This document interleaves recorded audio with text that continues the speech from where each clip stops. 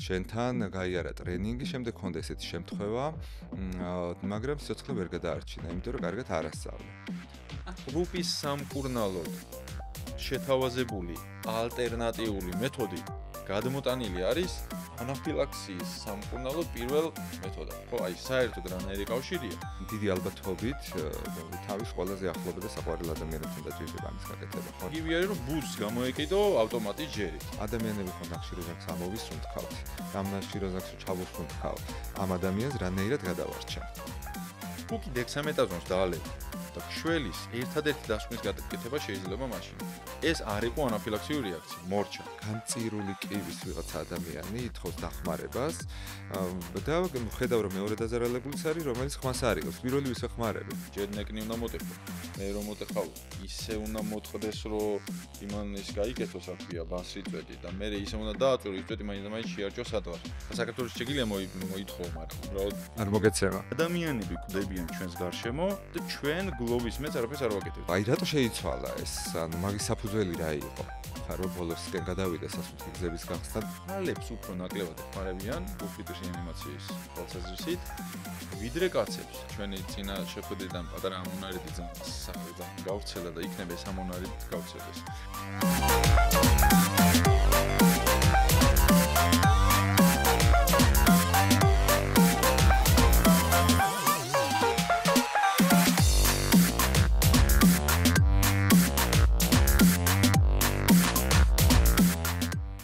გამარჯობა, მე ვარ ზურალ ხანიშვილი, დღეს ვიწერთ ჯანსაღი დიალოგის მორიგ ეპიზოდს და დღეს ჩვენი სასაუბრო თემა გახლავთ უსაფრთხოება.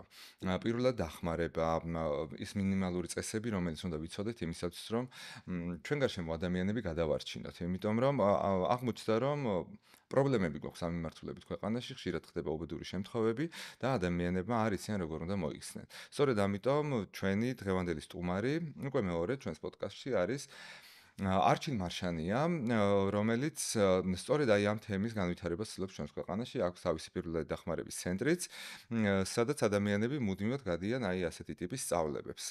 შევეცდებით, რომ უმეტესობა საკითხზე, რომელიც აქტუალურია, მნიშვნელოვანია და ადამიანებმა უნდა იცოდნენ, სწორედ ამ თემებზე ვილაპარაკოთ. მათ შორის დღევანდელ ეპიზოდში ჩვენ ყურადღებას გავამახვილებთ იმ არასწორ პრაქტიკებზე, რომლებიც ფართოდ არის გავრცელებული როგორც სამედიცინო წრეებში, ისე მოსახლეობაში. რაც შეეხება მაგალითად ალერგიული რეაქციების მართვას და ასეთ მდგომარეობებს. აჩკო, გამარჯობა და ძალიან დიდი მადლობა, რომ ისევ ჩვენთან მოხვედი. გამარჯობა, პირიქით მადლობა, რომ კიდევ ერთხელ მომიწვიეთ. კიდევ მოუვალ თუ დავიძახეთ. კი ბატონო, ხო, მე ეჭვი მაქვს, რომ კიდევ მოგიწევს ერთხელ მოსვლა, იმიტომ რომ ეს თემა იმდენად დიდია, რომ სავარაუდოდ ამ ერთ პოდკასტში ყველაფერს ვერ ჩავატებთ, მაგრამ რაღაცა ძირითად საკითხებზე მინდა რომ ვისაუბროთ. აჩკო, პირველი შეკითხვა მაქვს ესეთი. თუ ქონია შენ შემთხვევა, როცა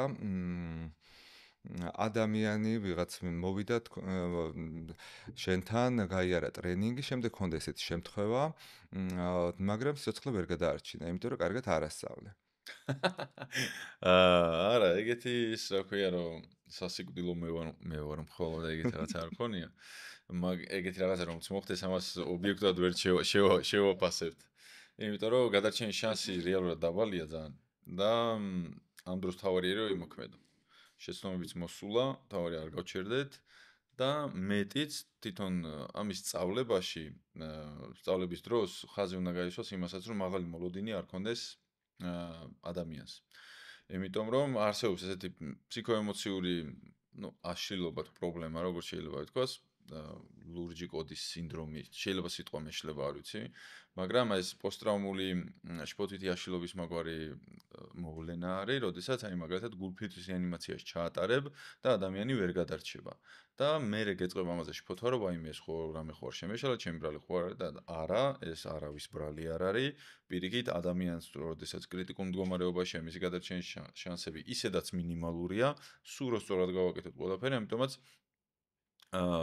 თავარი არის იქ რომ გავაკეთოთ. რაც უფრო კარგად იცი, რა თქმა უნდა, მე უფრო უკეთესად აკეთებ. სამაგიეროდ ყავს იმდენი ბევრი ადამიანი, რომელმაც გაიარა ტრენინგი ჩვენთან და შეძლო დახმარება ამა თუ იმ სხვადასხვა სიცოცხლის გადარჩენის კლუბიც გაქვთ, მე მგონი, ხო? საწესი ადამიანები. პირველად დახმარების ცენტრის კლუბი, რომელიც უკვე ითვალისწინებს იმ ადამიანებს, რომელთაც ჩვენთან რაღაცა ისწავლეს, ან მაგალითად თუ კი დეფიბრილატორი ჩვენთან შეიძინეს და პირველად დახმარების ჩანთა და გამოიყენეს ეს რეალურ კრიტიკულ სიტუაციებში, ვაწევრიანებთ პირველად დახმარების ცენტრის კლუბში, გვაქვს წამახალისებელი საჩუქრები, რაღაც ფასტაკლებები და მოკლედ მაქსიმალურად ვცდილობთ რომ გვერდში დაუდგეთ ამ ხალხს დეფიბრილატორის გამოყენებას შემთხვევაში ჩუქნით პადებს პირველად დახმარების ჩანთას თუ გამოიყენებს და თქვა საშუალო მნიშვნელობის რა ხა იქ რაღაც პლასტერზე არა ელაპარაკი თქვა ტურნიკეტს სისხლის გაჩერების ტურნიკეტს ან გულფიტვის რეანიმაციის ნიღაბს იმასაც ისე ვაჩუქებთ შემდეგ და კლუბში ვაწევრიანებთ ან თუ ვინმეს დაეხმარება და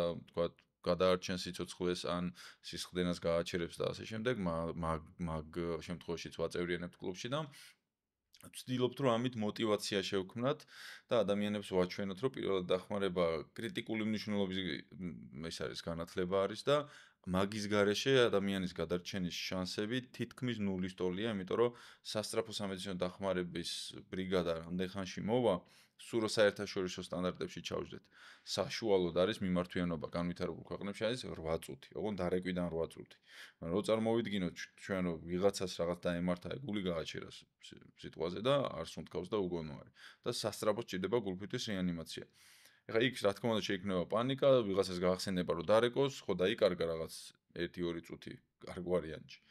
ხო, დავრეკეთ და მე სულ 8 წუთშიც რომ მოვიდეს ეს სასწრაფო დახმარება. იმდენი დროა გასული რომ თითქმის აზრი აღარ აქვს, იმიტომ რომ 3-დან 6 წუთის შემდეგ იწყება შეუქცევადი ცვლილებები თავის ტვინში. 10 წუთის მერე თითქმის შანსი აღარ არსებობს. ამიტომაც არის რომ მნიშვნელოვანია და აი ეს რაღაც წამახალისებელი აქტივობებიც მაგისთვის არის რომ ადამიანებს ვაჩვენოთ რომ ეს არის ძალიან მნიშვნელოვანი და ნუ რა თქმა უნდა რომ გავრცელდეს მოსახლეობაში მაქსიმალურად. აი ზოგადი სურათი როგორი არის საქართველოს მონაცემები თუ გვაქვს რომ რამდენად ხშირია რომ პირველად დახმარებას უწევენ ადამიანები, მე გადარჩენის მაჩვენებელი როგორი გვაქვს, აი ესეთი რაღაც ზოგადი თუნდაც გლობალური სურათი რო ავიღოთ რა. ზოგადი სურათი არის ცუდი, ხო. მაგრამ ესეთი ოფიციალური სტატისტიკა სამწუხაროდ არ გეცდება, თქვათ რამდენ პროცენტში იღებენ ადამიანები იქ გამრელის მიერ დახმარებას და ასე შემდეგ. თუმცა, ნუ ეხა ამისი ძალიან მარტივად წარმოდგენა შეიძლება მაღალი ის არ იყოს, რა ქვია, დონის მტკიცებულება, მაგრამ სადაც პირველად დახმარების კულტურა უბრალოდ არ არსებობს და პირველად დახმარების ცენტრები ან არ არსებობენ, ან მუშაობენ ფაქტიურად ენთუზიაზმზე, გასაგებია რა რაოდენობის დახმარებაც იქნება და მისი ეფექტურობაც თავისთავად, ხო? აი ისეთი განვითარებული ქვეყანა როგორც ამერიკის შეერთებული შტატებია, სადაც უსაფრთხოების და პირველად დახმარების ტრენინგები ეს კულტურა რაღაცნაირად ყოველდღიური მათ ცხოვრებაში, იმიტომ რომ კომპანიები ამზადებენ ზოგან რეგულაცია, ზოგან კეთილინება, მაღალი სოციალური პასუხისმგებლობა ის. ამერიკის შეერთებულ შტატებშიც კი ჰოსპიტალს გარეთ დახმარებას სასწრაფოს მოსვლამდე 45% შემთხვევაში იღებენ. ამისი ასე ვთქვათ გადმოტანა შეიძლება საქართველოსზე, სადაც კულტურა უბრალოდ ფიზიკურად არ არსებობს. ხო, ნუ ჩვენთან უფრო ცუდი სურათი იქნება, ხო.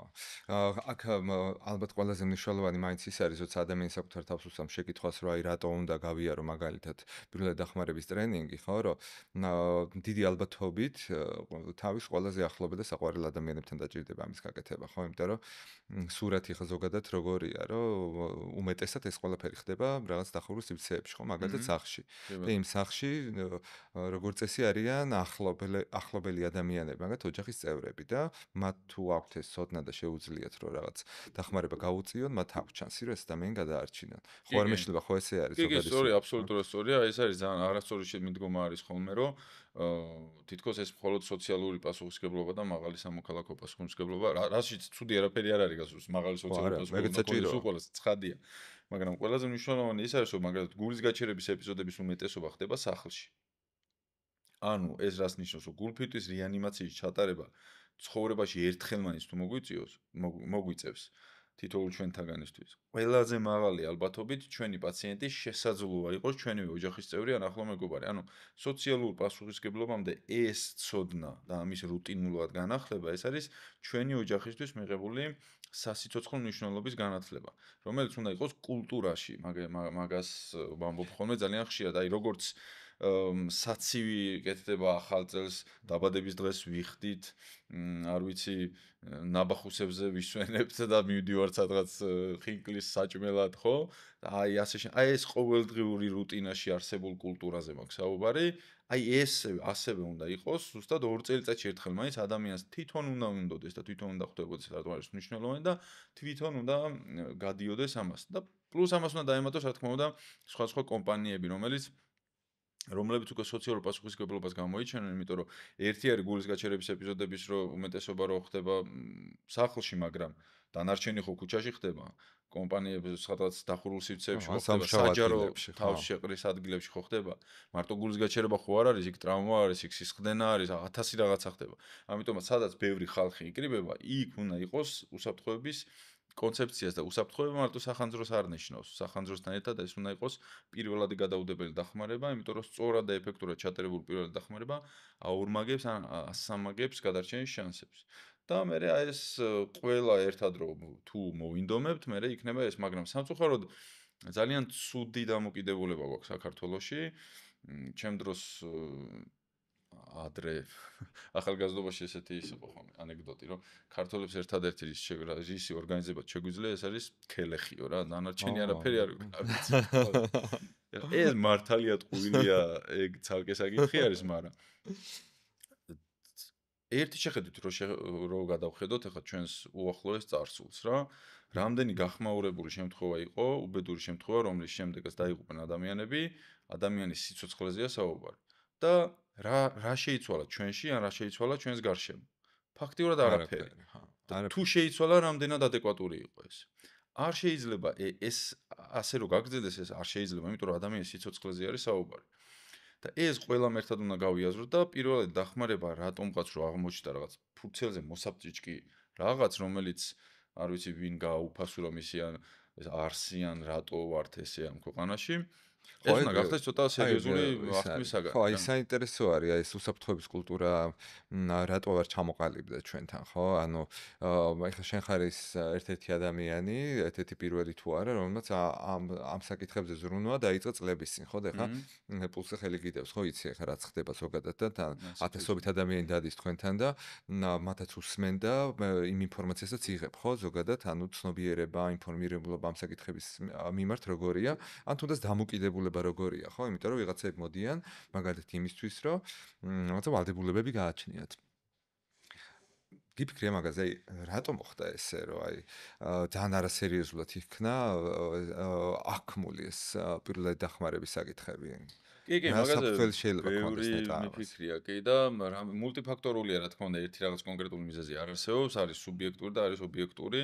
პირველ რიგში თავიდანვე ხაზი გაუსვათ, ეს იმას არ ნიშნავს, რომ ცუდი ადამიანები ვარ და ქართველები რამე განსაკუთრებულად რაღაცა საშინელები და განუცხადებლები. არა, ალბათ ყველა გადის ამ რაღაცას გადის, ხო, მაგრამ რაღაცა ჭირდება, რომ უკვე ნელა შეიცვალოს რა. ჯერ ერთი ეს არის ობიექტური რეალობა ჩვენს გარშემო, იმიტომ რომ არასდროს ჩვენს ქვეყანაში ჯერჯერობით ყოველ შემთხვევაში არც ერთ ხელისუფლებაში არ ყოფილა განათლება პრიორიტეტი.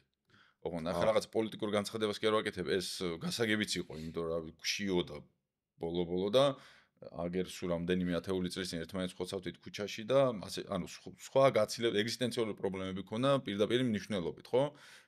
რაღაცა ნახშირის ფეჭი გვედგა სახლში და საჭმელი არ იყო, სასმელი არ იყო და ასე შემდეგ. ხო, გასაგებია, რომ ვერ იქნებოდა ეს პრიორიტეტი, რომ მოდი ახლა სამეცნიერო კუთხით შევხედოთ რაღაცებს დავждეთ და მოკლედ შეერ ადამიანს პატრიოტიზმს ვერ მოთხოვ დაახლოებით ეგეთი ამბავი. და აი ამას ემატება უკვე გავრცელებული დეзинფორმაცია და მითები, რომ ყველაფერი ვიცით, ანუ პირველად დახმარება რო კითხვა ადამიანს, ვიცი რა, მაგრამ საიდან იცის, რატო იცის, კაცმა არ იცის. და მე არასწორად რო იცის, გონია რომ მზად არის. ხო.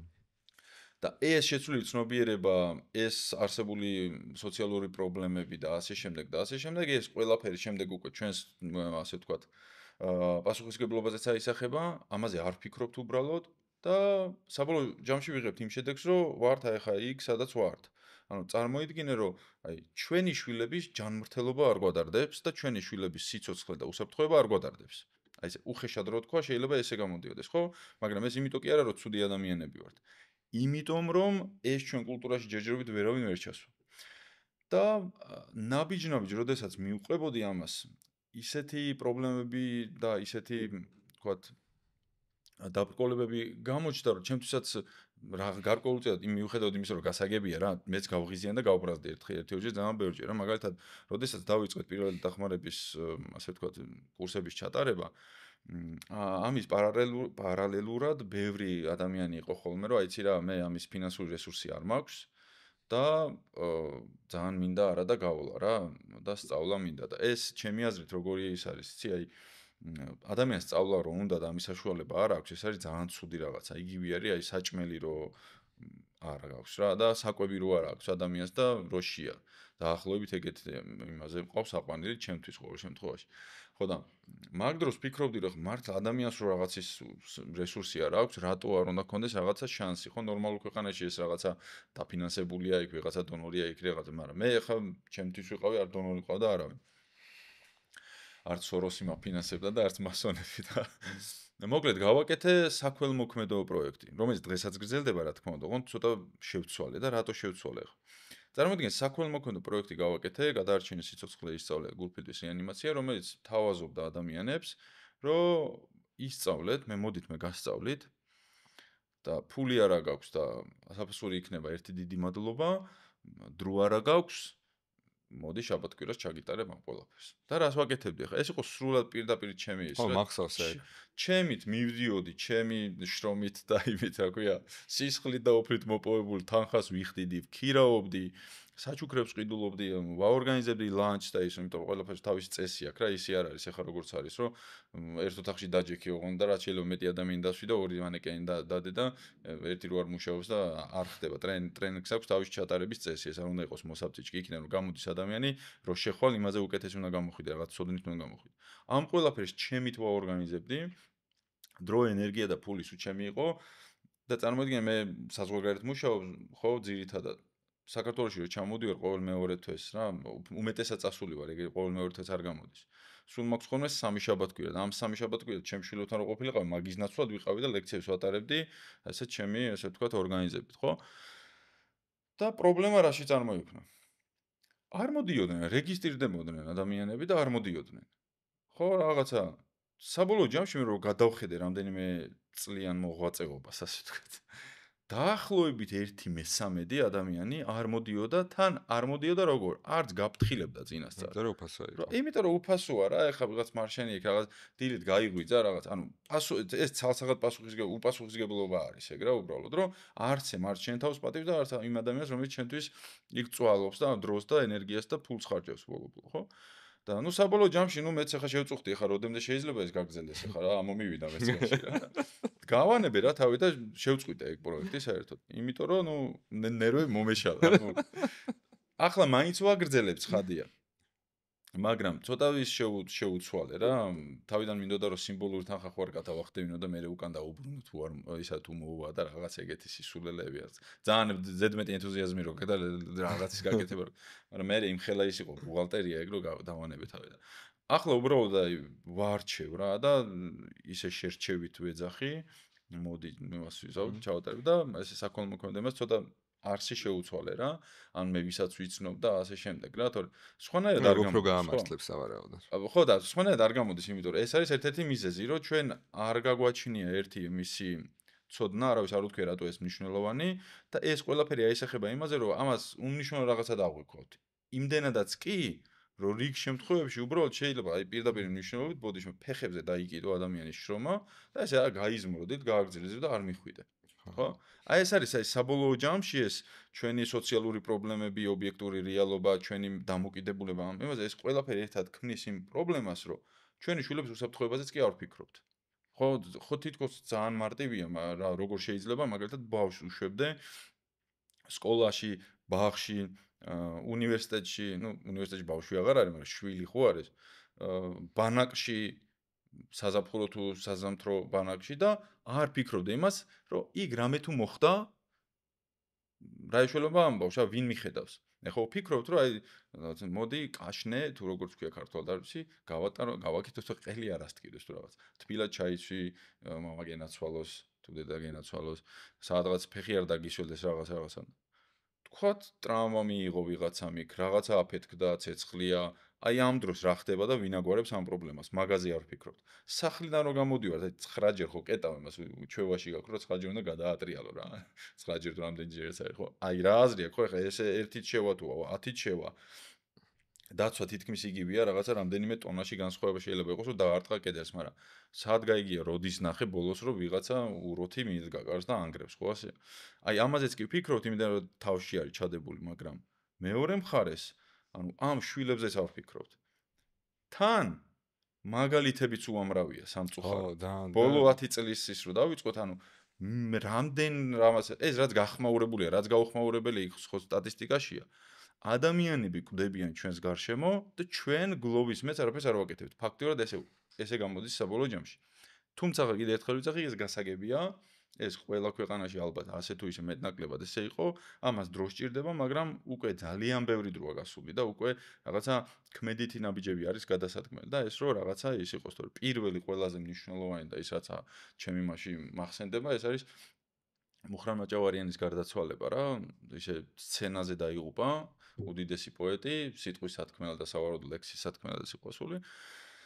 და ეს იყო ჩემს მეხსიერებაში პირველი შემთხვევა, როდესაც თითქოს ვიღაცამ რაღაცის შეცვლა გადაწყვიტა ამ ქვეყანაში, მაგრამ გაკეთდა ისე ბუტაფორია, რომ ეს დეფიბრილატორები ვითომ შემოვიტანეთ, ვითომ იფსკ, მაგრამ ამ დეფიბრილატორის თუნდაც შემოტანას და ყიდვას ეს რო პასუხისმგებლობა მოყვება ამას და ის დეფიბრილატორი სანათი ხო არა, რომ დაკიდო და თავისთვის გააკეთოს ყველაფერი, იქ ხალხი უნდა გადაამზადო, იქ პადები უნდა ცვადო, ელემენტები ცვალო, სწორად დააყენება უნდა იცოდეს ადამიანებმა. და ასე შემდეგ, მთელი სისტემა უნდა შექმნა ამის გარშემო. თული არაფერი არ არის, მაგრამ უნდა იცოდეს. არაფერი არ არის თული, ხო დაждომა უნდა, ფიქრი უნდა და სპეციალისტების დახმარება რა და გაკეთებადი არის და მე მუდმივი მეინტენენსი თუ შენარჩუნება ჭირდება ამას. მარტივად გაკეთებადი არის. საჯარო თავშეყრის სივრცეებში ვითომ უნდა დაელაგებინათ რაღაცა, მაგრამ კაცა ახლა როგორც შენ არის ის მე არ ვიცი საწავიდა ვაფშე ის დეფიბრილატორები ან მე რა განვითარება ხო, არ ვიცი საწავიდა მართლა. არ ვიცი მეც არ ვიცი საწავიდა, მაგრამ ნუ სადღაც დადეს და სადღაც დაობდა და ალბათ ახლა აღარ არსებობს რა, მაგრამ რაღაცა მე მგონი ისე უნდა ყოფილიყო ეგ რაღაც საჯარო თხემისაცდომი და რაღაც ისეთ ადგილებში უნდა ყოფილიყო და მე მგონი რა თქმა უნდა დეფიბრილატორს არც ის არის ანუ წარმოიდგინე შემთხვევის ადგილზე ადამიანის გადარჩენის შანსი პირდაპირ მნიშვნელოვნად პირდაპირ ესე ვთქვათ პროპორციულად დამოკიდებულია რაზე რომ გული რის გამო გაჩერდა გაარკვიო ანუ კარდიოგრამა უნდა გადაუღო ეს ფიბრილაცია იქ თუ უბრალოდ მთლიანად გაჩერებულია გული ეგ უნდა გაარკვიო და მე უნდა თუ კი ფიბრილაცია ის შოკი უნდა მიაწოდოთ და მე უნდა გააკეთო მაღალი ხარისხის გულფიტვის რეანიმაცია ეს არის მთელი არსი ამის, მაგრამ ახლა ყველა ოთახში და ყველა საჯარო სივრცეში და თეატრში თუ სტომატოლოგიურ კლინიკაში თუ სპორტ დარბაზებში ხარ და კარდიოლოგს და რეანიმატოლოგს ხო ერთად ხო? ამისთვის არსებობს ეს დეფიბრილატორი, რომ თვითონ აკეთებს ანალიზს, თვითონ გეუნება რა არის საჭირო და მე თუ კი სრულად ავტომატურია, შოკსაც თვითონ ვიაწვევ. ანუ არაფრის გაკეთება არ გიწევს, შენ უნდა დაადო. პირდაპირ გაგებით თან გელაპარაკება. თან გელაპარაკება, რა თქმა უნდა რა, ყველაფერს და შენ შემთხვევით რომ დაგეჭიროს ან რაღაცა, ანუ შესწვემასაც ვერ დაუშვებს, არ მოგცემს უფლებას, რომ რაღაცა გააკეთო. თვითონ იღებს გადაწყვეტილებას. შენ უნდა იცოდე ამის გამოყენება უბრალოდ ჩართო და მე გულფიტვის რეანიმაციის ჩატარება. მაგრამ საბოლოო ჯამში ესე რაღაცა მოხდება, რაღაც ვითომ დავფაცურდებით, ვითომ რაღაცა და საბოლოო ჯამში მე ისე მივდივართ. ხო?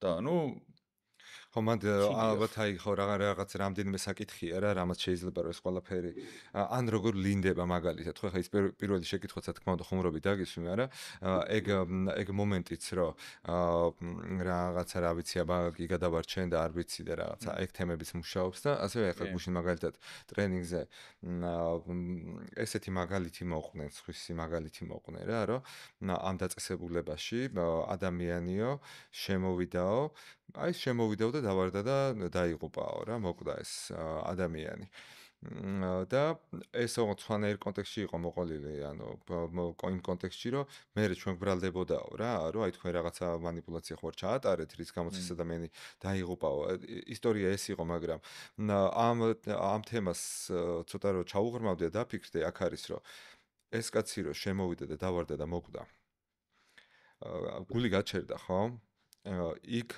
არავის არ ჩაუტარებია პირველად დახმარება, ხო ესეა? და თემა რა არის, რომ აი არც უფიქრიეთ ადამიანებს, რომ შეიძლება იქნებდა ეს ადამიანი შეიძლებოდა რომ გადარჩენილიყო. ხო, გადარჩენილიყო, ხო? იქ ვიღაცას მეტი ინფორმაცია ჰქონოდა ამ საკითხზე, აი თუ დეფრილატორი იქნებოდა, ხო, თლად გადასარევი ამბავი, ხო, შანსები კიდევ უფრო გაიზრდებოდა და ასე შემდეგ. ხო, ну, მოკლედ, ეს არის, მაგრამ აი ამ საკითხზე ბოლო კითხვას დაგისვამ, რომ აი ეხლა ამდენი ხალხი, რომელიც მოძრაობს თქვენთან იქ პირველად დახმარების ცენტრში, ზოგადი შენი შთაბეჭდილება როგორი არის, რომ ინტერესი იზრდება, იკლებს, თუ აი სტანდარტულად არის ისე. იცი რა, სავარაუდოდ ეხა გინდა არ გინდა რაღაცა ცნობიერების დონე იზრდება და ცხადია ამას მოყვება დაინტერესებაც. თუმცა იმ ყველაფერი რაც განვიხილეთ ეხა ამის ფონზე ეს გაცილებით მაღალი უნდა იყოს, რა ეს არ არის ეს ზღვაში ეს წვეთი. არ არის რაც გვინდა. მაგრამ წინ გადადგმული ნაბიჯი არის ნელი, ძალიან პატარა, ზღვაში წვეთი ისე, მაგრამ არის კიდე წინ გადადგმული ნაბიჯი, უბრალოდ ეს რაც შეიძლება მალე უნდა გაკეთდეს, იმიტომ რომ ნებისმიერ განათლება კარგია, თუმცა პირველად დახმარებაზე იმის თქმა რომ ვაიმე ნეტა მცოდნოდა, ეს უკვე ნიშნავს რომ ისეთ შემთხვევაში ხარ, რომ აი ვაიმე ნეტა მცოდნოს უკან არის ერთი ადამიანის სიცოცხლე და ამაზე ესეთი ზერელი დამოკიდებულება არ შეიძლება. ხშირად არის ხოლმე რა, იგიც არის წეგან როგორც ახსენე, რომ ვაიმე ის რას უზავ გადარჩება, არ გადარჩება, მე იმას ხელს ვერ მოვკიდებ, ეგეთი რაღაცებიც არის. ან ახლა მაგ დროს ვის გაახსენდება რაღაცა და ეს სწავლა ზუსტად მაგისთვის არის, რომ გაგახსენდეს და გააკეთო და ის რაღაცა შანსი ოდნავ ეს ადამიანის სიცოცხლეზე არის საუბარი. იქნება რაღაცნაირად მოწყვიტო ის შანსი გამოიყენა და ადამიანი გადარჩეს. ხო? და ამისთვის ახლა მუდმივი მზაობა თუ არა გაქვს და მუდმივად თუ არ ვარჯიშობს, სამწუხაროდ არაფერი არ გამოვა. და ეს დამოკიდებულებაც უნდა შეიცვალოს, რომ იქ მე იმას ვერ ვიზავ, ყველაფერს იზავ, შეცდომებით მოსულა, მთავარი არ გავჩერდეთ და იმის შიშიც რომ მე რაღაცას დავაშავებს, არა, და არც ორჯერ ვერ მოკლავ. იმაზე მეტი არაფერი არ დამუშავებია, კი. და მე გონიათ რომ უჩივლებს ვიღაცა და არა, საერთაშორისო სტანდარტებითაც თქვათ ამერიკაში საერთოდ კანონიც არის, წმინდა რა იყო და ის კეთილი სამარიტენის კანონი და ასე შემდეგ, რომ დახმარებას ვინც უწევს იმას კანონიც კი იცავს. აღარ ჭირდება ადრე იყო რაღაცა ერთეული შემთხვევები და მაგის გამო მიიღეს ეს კანონი, მაგრამ იმის მე აღარავის აღარ დაჭირებია თითქმის, ხო? წესით მე რამდენიც მახსოვს და საქართველოშიც ეგრე არის. ადამიანის განსაცდელში მიტოვება არის დანაშაული და არა დახმარება.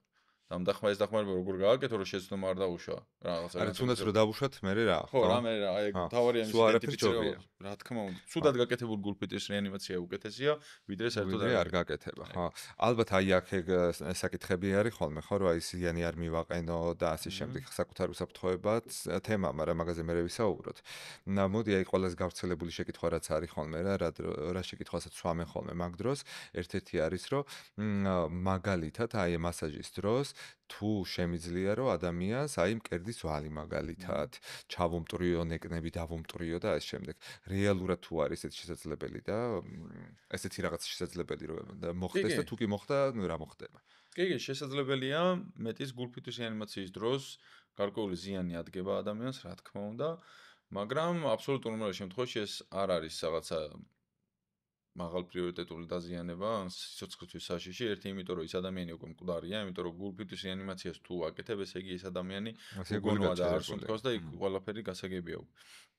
მეორე დაზიანების შემთხვევაში უმეტესწილად არა თქვათ ისე მოტეხილობა ხდება, არამედ გულმკერდის ძვალსა და ნეკნების შეერთების ადგილზე ამოვარდნა ხდება. გულმკერდის ზღვის დაზიანება შეიძლება მოხდეს და ნეკნის მოტეხილობაც შეიძლება მოხდეს, მაგრამ არა უშავს. ცუდი არის ის თუ კი არ გავაკეთებთ ამ ყველაფერს, იმიტომ რომ ის გული რო გაჩერებულია თავის ტვინში, ჩვენ ხელოვნურად ვაწვევით და ხელოვნურად ვკუმშავთ ამ ეს გულს, რომ თავის ტვინში წავიდეს ჟანგბადით მდიდარი სისხლი და სანამ სასწრაფო მოვა, ცოცხალი დავახვედროთ, ასე ვთქვათ, ხელოვნურ სიცოცხლეზე, ასე ვთქვათ, ყოფი ადამიანი დავახვედროთ, რომ მე იმას გადარჩენის შანსი მეტი გქონდეს. პირდაპირ მნიშვნელობით ადამიანის გული ჩვენს ხელებში ძგერს, ოდესაც ამას ვაკეთებთ. მაგრამ ეს დაზიანებები არ არის სასიცოცხლო მნიშვნელობის და ამაზე შეგვიძლია უბრალოდ არ ვინერვიულოთ. არის ხოლმე კიდე ხშირად და ის თუ მოტყდა და ფილტრში შეერჭოდა რაღაცა, აი წარმოიდგინე როგორ ალბათობაზე გვაქვს ლაპარაკი, რომ ჯერ ნეკნი უნდა მოტეხო. მე რომ მოტეხავ, ისე უნდა მოტყდეს, რომ იმან ის გაიგეთოს, რა ქვია, ბასრი წვეტი და მე ისე უნდა დააწვირო, ის წვეტი მაინც შეარჭო სადღაც და ანუ არ არის რეალისტური. თუ რამე ახლა მაგას გადავარჩენთ, კაცო. რა თქმა უნდა და ანუ ყველაფერს ეშველება. ყველაფერს ეშველება აბსოლუტურად გარდა იმისა, რომ 10 წუთი არაფერი არ აკეთო. ის უკვე შეუქცევადი პროცესები წავა და ბიოლოგიური სიკვდილი უკან არ წამოვა. შესაბამისად მეცაც გეტყვით თუ გიშეცდომაზე მიდგა საქმე, ჯობია ზედმეტად დავაწვეთ გულმკერდს ვიდრე ნაკლებად. იმიტომ თუ ნაკლებად აწვევი არაფერს არ აკეთებ.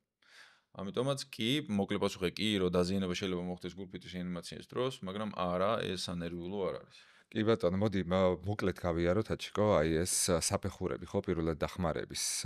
ეხლა უფრო მეტად ალერგიებზე მინდოდა საუბარი და იმ არასოპრაქტიკებზე, იმიტომ რომ ძალიან აშინებთ ადამიანებს ეს მიუხედავად იმისა, რომ სტატისტიკა გვეუბნება, რომ ძალიან დაბალია ამ ყველაფრის მოხდენის ალბათობა. მაგრამ მოდი ნდრაკი თემას არის გავყვეთ მაშინ, ხო? დღეს ჩვენ გვაქვს აი ესეთი, ხო? აი ეს DRCABD, აი ეს რას ნიშნავს? DRCABD არის თანმიმდევრობა, ეს არის მოქმედებათა პრიორიტეტიზაცია, რაც ისწავლება, ეს სიცოცხლის გადარჩენის ბაზისური ალგორითმი შეიძლება უწოდოთ. ეს არის ის საფეხურები, რომელიც ყველამ უნდა გაითვალისწინოს და ახსოვდეს, როდესაც კრიტიკული არის სიტუაცია, ნებისმიერ დროს, როდესაც ვიღაცის დახმარებას გადაწყვეტ, აი ეს DRCAB თუ გახსოვს, შენი შეცდომები იქნება მინიმალური და მინიმალური, ხო? კარგად, ამას უნდა მიყვე, ანუ რა არის თავი პრიორიტეტი, რა არის შემდეგი საფეხური და ასე შემდეგ და ასე შემდეგ. სათითაოდაც რო ჩავშალო. მოკლედ რა ვთქვა, თქო, დი რა არის? დი არის danger, ანუ უსაფრთხოებაში უნდა დარწმუნდეთ. თუ კი შენ არ ხარ უსაფრთხოდ, სხვა ადამიანს არ აქვს საკუთარ უსაფრთხოებაზეა, გარემოს უნდა ისქნათ, ხო? შენ უნდა იყოს უსაფრთხოდ, გარემო უნდა იყოს უსაფრთხო და პაციენტი უნდა იყოს ეს არის მოკლე, იმიტომ რომ ინდივიდუალურად ხო ყველა შემთხვევას ვერ განიხილა, ხო? აი მაგალითად თუ კი დაინახო რომ მანქანა დაიჯახა კედელს, როდესაც მიხვალ პირველ რიგში უნდა დარწმუნდეთ ცეცხლი ხო არ არის სადმე, როდესაც შეხვალ მანქანა უნდა ჩააქრო, ხელის მუხრუჭი ამოწიო და მე რაღა დაიწყო დახმარება, ანუ უსაფრთხო გარემო უნდა შექმნა, ხო? თქვა თუ ხანძარი არის შენობაში, იმ შენობაში არ უნდა შეხვიდე, ანუ უსაფრთხოება უნდა დაიცვა ჯერ, ანუ ნაცადო. ხო, შენს თუ მოკლე აზრი არ აქვს, ვერ დაეხმარები, ხო? ამიტომაც არის შენი უსაფრთხოება არის პრიორიტეტი, შემდეგ არის დაზარალებულის და გარემოს უსაფრთხოება. მეორე საფეხური არის ანუ response, ანუ ცნობიერების დონის შეფასება. აი, ძალიან მარტივად რო ვთქვათ, ჯერ უნდა დარწმუნდე რომ უსაფრთხოდ ხარ, სანამ ვინმეს დაეხმარები, მერე უნდა დარწმუნდე რომ ამ ადამიანს მართლა ჭირდება დახმარება. შესაბამისად, უბრალოდ უნდა შეეხო შიანჭყვი, როგორ ხარ ჩასძახო და უნდა გაარკვიო. იმიტომ იქნებ ზინავს. შეიძლება ზინავს ხო მართლა და გამოგძახოს და რაღაც. შესაბამისად, იქ იქნება სამი სავარაუდო პასუხი. ერთი იქნება ადეკვატური პასუხი, იმიტომ რომ შეიძლება მართლა ზინავს და გეუბნება გამანები თავი, ან უბრალოდ თავის ტკივა, არა, ყველა მის სუდათა და დახმარება ჭირდება, ყოველს გულფრთის რეანიმაცია ხო არ ჭირდება. ხო, ან გეტყვის შემეში, ან გეტყვის რომ რაღაცა ჭირდება და ასე, ეს არის ადეკვატური პასუხი, რაც კარგია. მეორე არაადეკვატური პასუხი შეიძლება იყოს, თქვათ, ლუღლუღებს, ხმებს გამოსცემს, ან უაზრო რაღაცა სიტყვებს ამბობს და ასე შემდეგ, ეს ცუდია, მაგრამ ჩვენ უარესებიდან უკეთესია, მაგ დროს სუნთქავს. ხო, მაგ დროს ვიძახებთ სასრაფოს, ხო? ჩვენ არ ვსარვადეთ. კი ბატონო, და მესამე ყველაზე მძიმე ვარიანტია, როცა პასუხს არ გაგცემს, ანუ უგონო არის, ხო? აი ამ საფეხურის შემდეგ უკვე აუცილებლად უნდა დავრეკოთ სასტრაფოში, სანამ დახმარებას დავიწყებთ, ან როგორც კი დავწმუნდებით, რომ დახმარება არის საჭირო, ჩვენ ვრეკავთ სასტრაფოში. და მე უკვე CAB მოდის, ანუ ცირკულაცია, სასუნთქი გზები და სუნთქვა. ხო, მაი სანამ მათ გადავალთ, აი ხა ესეთი შეკითხვა რომ დავუშვათ, დავუშვათ რაღაცა ავტო ავარია, ხო, და ბევრი დაზარალებული ადამიანია. ხო. მივედი, მე ვარ ერთი ჩვეულებრივი ადამიანი და აი განწირული კივის ვიღაცა ადამიანი ითხოვს დახმარებას და ხედავ რომ მეორე დაზარალებულიც არის, რომელიც ხმას არ იღებს. პირველი ვის ეხმარები? ამ შემთხვევაში თუ კი ლაპარაკობს, ეხლა პირველ რიგში უნდა ნახო ორივე პაციენტი. როდესაც დაზარალებული როდესაც რესურსი ნაკლებია და დაზარალებული მეტია, აქ უკვე სხვა მეთოდი ერთვება, ამას ტრიაჟს ვეძახით, ხო? ამ შემთხვევაში ბევრი რაღაცები იცვლება. მაგალითად, ერთ-ერთი სტანდარტული მიდგომა, რომ ყველას უმკურნალე თანაბრად, იმიტომ რომ ყველა თანასწორია და ეს არის ელემენტარული საექიმო ეთიკა, ამ შემთხვევაში ეს საექიმო იცვლება და უმკურნალე მას, ვისაც გადარჩენის მეტი შანსი აქვს. შესაბამისად, როდესაც შეაფასებ ორივე ადამიანს და უკვე იცი რა ხდება, ერთი უგონოა და არ სუნთქავს, მეორე ითხოვს შველას. ეხლა ეს შველას რატო ითხოვს? უკვე ეგ არის საინტერესო. თუ კი არტერიული სისხლდენა არის, ეს იმას ნიშნავს, რომ ის ადამიანი რამდენიმე წამში ან წუთში შეიძლება გარდაიცვალოს. ამიტომაც პირველ რიგში ეხმარები ამას, იმიტომ რომ ამის არ დახმარება და იმაზე დაწყება გულფრთის რეანიმაციის რას მოგცემს. გულფრთის რეანიმაცია არ იცი რამდენ ხანში აღდგება თუ არა, საერთოდ აღდგება თუ არა, მაგრამ ამის დახმარება გამოიწვევს დიდი ალბათობით ორივეს გარდაცვალებას. ამიტომაც პირველ რიგში ეხმარები იმას, ვისაც მეტი შანსია გადარჩენის და სიცოცხლისთვის საჭირო ქმედება სჭირდება და იმ სისხლს თუ გააჩერებ, მერე კიდე შეგიძლია უკვე გადახვიდე მეორეს. ან ამასობაში ვიღაც მოგიხმაროს და ასე შემდეგ. ამიტომაც როგორც კი რესურსი თუ აღემატება დაზარალებულს, ბოდიში, დაზარალებული თუ აღემატება რესურსს, ამ შემთხვევაში მკურნალობთ მას, ვისაც ყველაზე მწვავე სიცოცხლისთვის საშიში დაზიანება აქვს და გადარჩენის შანსი აქვს მაღალი, ეს ძალიან მოკლედ რო ვთქვათ, იმიტომ რომ X 5, 6, 3, 4 კატეგორია არის და არა გულფიტვის რეანიმაციას. მაგალითად, შეიძლება იყოს უბრალოდ შეშინებული იყოს და მაგიტო იძახდეს, ხო? ამას დაამშვიდებ და მე მიხედავ ამ გულფიტვის რეანიმაციას და ასე შემდეგ. მაგრამ პრინციპი არის, რომ DRC-ები მანდაც იგივეა. ანუ ჯერ უსაფრთხოებაში დარწმუნდები, მათ შორის მაგალითად ერთ-ერთი ყველაზე მარტივი ქმედება, როდესაც არიცი უსაფრთხოა თუ არა და თან ბევრი დაზარალებული და შენ მარტო ხარ, უბრალოდ უნდა დაიძახო, რა, ვისაც ჩემი ხმა გესმი და შეგიძლიათ ჩემს მიმართულებით წამოხვიდეთ, წამოდით. ანუ იმათ რაღაცეები აქვს დაზიანებული, მაგრამ თუ კი ფეხზე მოსიარულეა, ეს ეგრეთ წოდებული მწვანე კატეგორია არის ტრიაში. ანუ მინიმალური დაზიანებები და წამოვლენ ესე. ანუ პრინციპი ბევრი იცვლება, რა, ეხლა მარტო ერთი რო იყოს, იმას არ ეთქვი, რომ აბა იქ წამოდი, იმიტომ იქ პირიქით უნდა გააჩერო და ასე შემდეგ. ხო ალბათ ეს იყო ძალიან სწრაფად უნდა გაკეთდეს, ხო რომ ეს ადამიანი ვინც გელაპარაკება და დახმარებას ითხოვს, მას თუ ესეთი გადაუდებელი საჭიროება, რომელიც ასევე წამებს მოითხოვს, ხო? მაშინ მიხვალ იმასთან, ვინც უგონოთ არის და იქაც ის დრო არ დაკარგო. კი ბატონო, ანუ მე უკვე შენი უსაფრთხოებისა და ამ შეფასების შემდეგ რეკა ვან თუ ვინმე არის თხოვ რომ დარეკო სასწრაფოში, ხო ესეა და მე გადავდივართ უკვე სიზე. გადავდივართ სიზე ცირკულაციაზე, ამ შემთხვევაში ჩვენ გამარტივებულ მეთოდს უნდა მივმართოთ, იმიტომ რომ სამედიცინო პერსონალი სხვანაირად იქცევა, არასამედიცინო სხვანაირად, ქუჩაში სხვანაირად ვიცებით, ჰოსპიტალში სხვანაირად. ეს არის ცირკულაცია, ანუ ჩვენ იდეაში უნდა დავრწმუნდეთ, რომ ადამიანი არის ან ცოცხალი ან მკვდარია და დავიწყოთ გულფიტვის რეანიმაცია, ანუ ეს ცირკულაცია უნდა აღვადგინოთ, ან დავრწმუნდეთ, რომ ამ ცირკულაციას არაფერი არ ჭირდება. ყველაზე ფართოდ გავრცელებული არასწორი მიდგომა არის ის, რომ ქუჩაში ადამიანები, თან ისეთი ადამიანები, რომელსაც ამის პრაქტიკა არ აქვთ, პულსს ინჯავენ ხოლმე. ეს დადასტურდა, რომ ძალიან თითქოს ერთი შეხედვით მარტივი манипуляცია, ბევრ შეცდომასთან შეიძლება იყოს დაკავშირებული. მათ შორის ექიმები უშვებთ შეცდომას. და ეს კვლევებით არის დადასტურებული. მაგალითად, რამდენიმე კვლევა აჩვენებს იმას, რომ თქვათ ექიმები და ექნები რომ შეაფასეს, ზუსტი შეფასებისთვის დაახლოებით 30 წამი ჭირდებათ, რაც ძალიან ბევრია გულფიტვის რეანიმაციას თუ ატარებ მაგ დროს 30 წამი რომ დაკარგო. ხო ძალიან ბევრი არის. ასევე ისეთი შეცდომები შეიძლება დაუშვას, რომ მაგალითად ერთ-ერთი კვლევა ამბობს, რომ 14% შემთხვევაში ექიმები ამბობდნენ, რომ პულსი იყო, მაგრამ სინამდვილეში პულსი არ იყო. ეს ფატალური შეცდომაა ფაქტიურად რა, შენ თუ ნახავ რომ პულსი არის და გონია რომ არის და რასიზამ, ხო და ელოდები სასწრაფოს. ხო, სინამდვილეში შეცდომა დაუშვი და სასწრაფოს ელოდები და ის თავის შანსს კარგავს. შესაბამისად, პულსი შეგვიძლია საერთოდ ამოვაგდოთ. და ორი კრიტერიუმი დავიმახსოვროთ, როდის შეიძლება გულფიტვის რეანიმაცია დავიწყოთ. თუ კი უგონოა და არ სუნთქავს. და პულსი შეგიძლიათ დავივიწყოთ და ჯობია რომ დავიწყოთ, იმიტომ რომ მარტივი მიდგომაა ეს. რისკისა და სარგებელის შეფასებით რა, რა მოხდება თუ აქ შეცდომა დაუშვი და რა მოხდება თუ აქ შეცდომა დაუშვი. ერთ შემთხვევაში თუ დაუშვი შეცდომა ადამიანი კვდება, იმიტომ რომ დროს კარგავ, მეორე შემთხვევაში თუ შეცდომა დაუშვი, სულ რო შეგეშალოს და ცოცხალი იყოს. ელემენტ და ბორბო რო ჩაბერავ და გულფიტვის რეანიმაციას დაიწყოთ, ის ამოგბერავს და მიხვდები რომ შეცდომა დაუშვი და არ აუშვი. რაღაცა არ მოუვა, ხო? ხო, ამიტომაც ეს ცირკულაციაზე რომ მიდგება საქმე, ეს ცირკულაცია უნდა აღვადგინოთ. თუ კი ორი კრიტერიუმი გვაქვს, პაციენტი უგონოარი და არ სუნთქავს, ვიწყებთ გულფიტვის რეანიმაციას, ცირკულაციის აღდგენას უკვე ზეწოლებით. და A და B უკვე არის სასუნთქი გზები, ანუ სასუნთქი გზები უნდა გავხსნათ და B არის breathing, ანუ სუნთქვა უნდა მივაწოდოთ, იმიტომ რომ როგორც ვიცით, სტანდარტულად გულფიტვის რეანიმაცია ტარდება 30 ზეწოლა, 2 ჩასუნთქვა, 30 ზეწოლა, 2 ჩასუნთქვა. ამას ვაკეთებთ მანამ სანამ არ მოვა სასწრაფო დახმარება, არ მოვა სხვა ვინმე დამხმარე, არ აღდგება და არ გაცოცხლდება ადამიანი, ასე ვთქვათ, ანუ საერთოდ სანამ არ შემომჩნევ და სანამ არ დავიღლებთ. რა შემთხვევაში არ ვიწყებთ აჩქო ამას? ერთადერთი შემთხვევა, ხო, ერთადერთი შემთხვევა, როდესაც არ ვიწყებთ გულფიტვის რეანიმაცია არის, ну, გარდა იმისა, რომ თუ კი უსაფრთხო არ ახლა, თუ კი საფრთხე არის იწყებ, რა თქმა უნდა, შენ თუ რაღაცა გემუქრება და მეორე არის ის, რომ რა ქვია, თუ კი დაზარალებულს აქვს სიცოცხლესთან აშკარად შეუთავსებელი დაზიანება. თქვათ რაღაცა, არ ვიცი, ძალიან აშკარა რო არის, რომ ის ადამიანი არ შეიძლება ცოცხალი იყოს, ხო? მაგალითად, თავის მოძრობა და შუაზე გადაგლეჯვა და ესეთი ძალიან მძიმე დაზიანებებზე არის საუბარი. დანარჩენი ყველა შემთხვევაში გულფიტვის რეანიმაციის ცდას არაფერი არ უდგას წინ. ანუ მილიარდში ერთია შანსი, ანუ თითქმის არ არის. გავაკეთოთ, აი რას ვკარგავთ, ხო? ჩვენთან, ну, დარეკვიდან საშუალოდ 15 წუთში მაინც მოვა ის სასწრაფო და მოდი იმად გადაწყვიტონ, აზრი აქვს თუ არა. დანარჩენი ყველა ვარიანტი ვაკეთებთ. ერთადერთი, როდესაც არ ვაკეთებთ, არის მაშინ თუ კი აშკარად სიცოცხლესთან შეუთავსებელ ტრამვას ხედავთ. დანარჩენი გავაკეთოთ. კი ბატონო.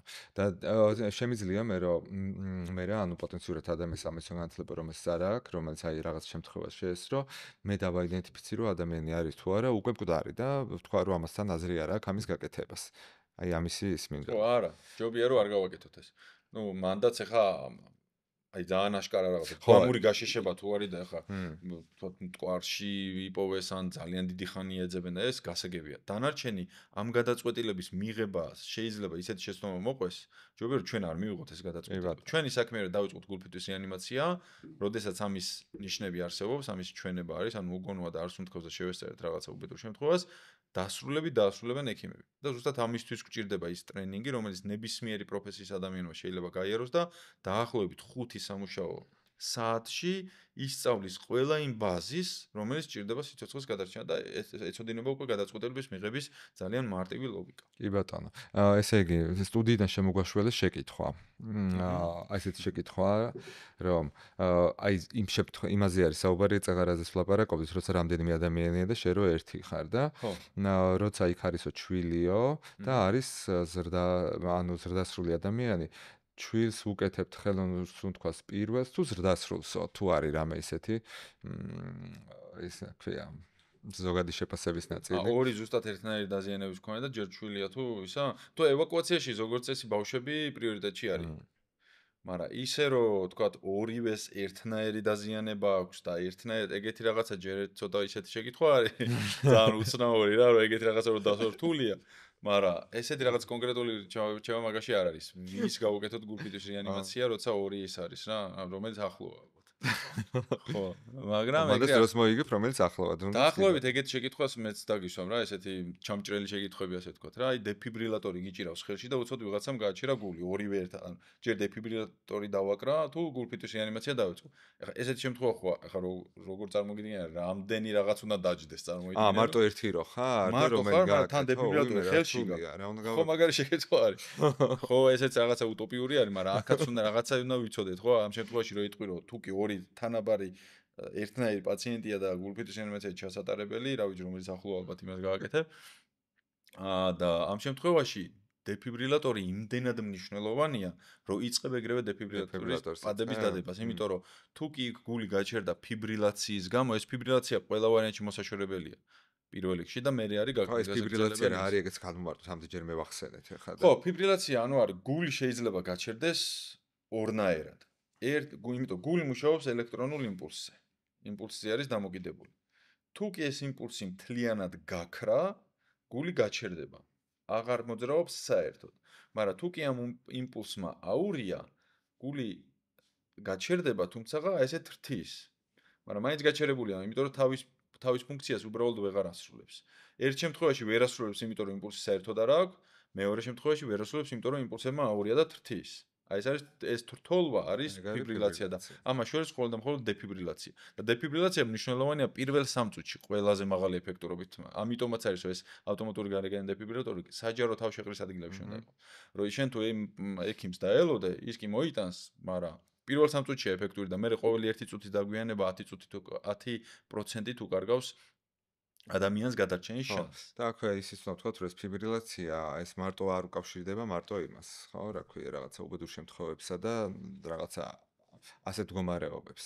ისე შეიძლება რომ არა, ნებისმიერ შემთხვევაში შეიძლება განვითარდეს. ხო, ნებისმიერ შემთხვევაში შეიძლება მაგის გამო გახდეს ადამიანი ცუდად, შეიძლება ადამიანი გახდეს ცუდად და მე განვითარდეს, ანუ ყველა ვარიანტი არსებობს.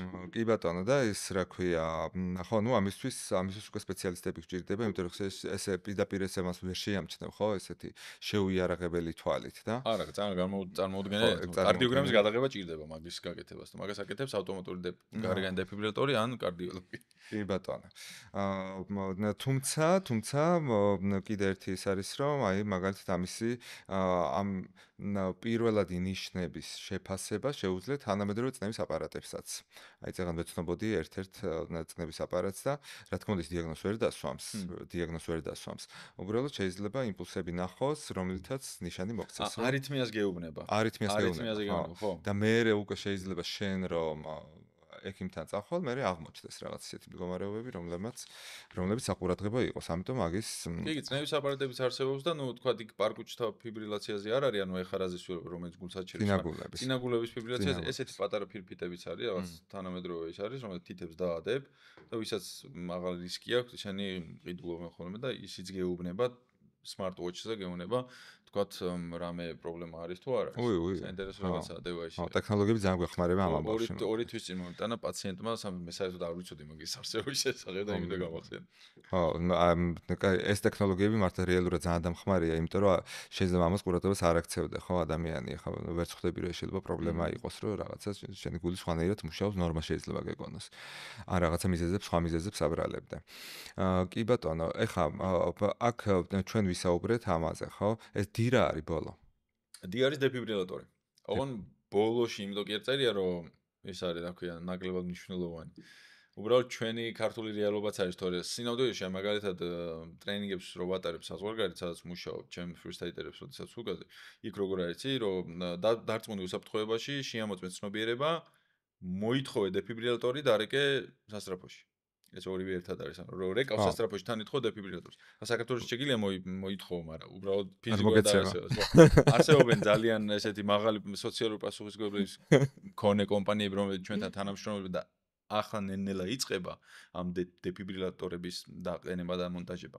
თუმცა ჯერჯერობით მაინც დაბალი არის აქტივობა. ხო, ეხლა ვინც გვისმენს, აი მინდა რომ მივმართო რა ორგანიზაციებს, რომ ეხლა ეს არ არის ესეთი ნივთი, რომელიც ყველა სახში უნდა კონდეს, ხო? არც ეფი არ არის და არ საჭიროება რეალურად ეხლა რო თქვა ესე არ არსებობს.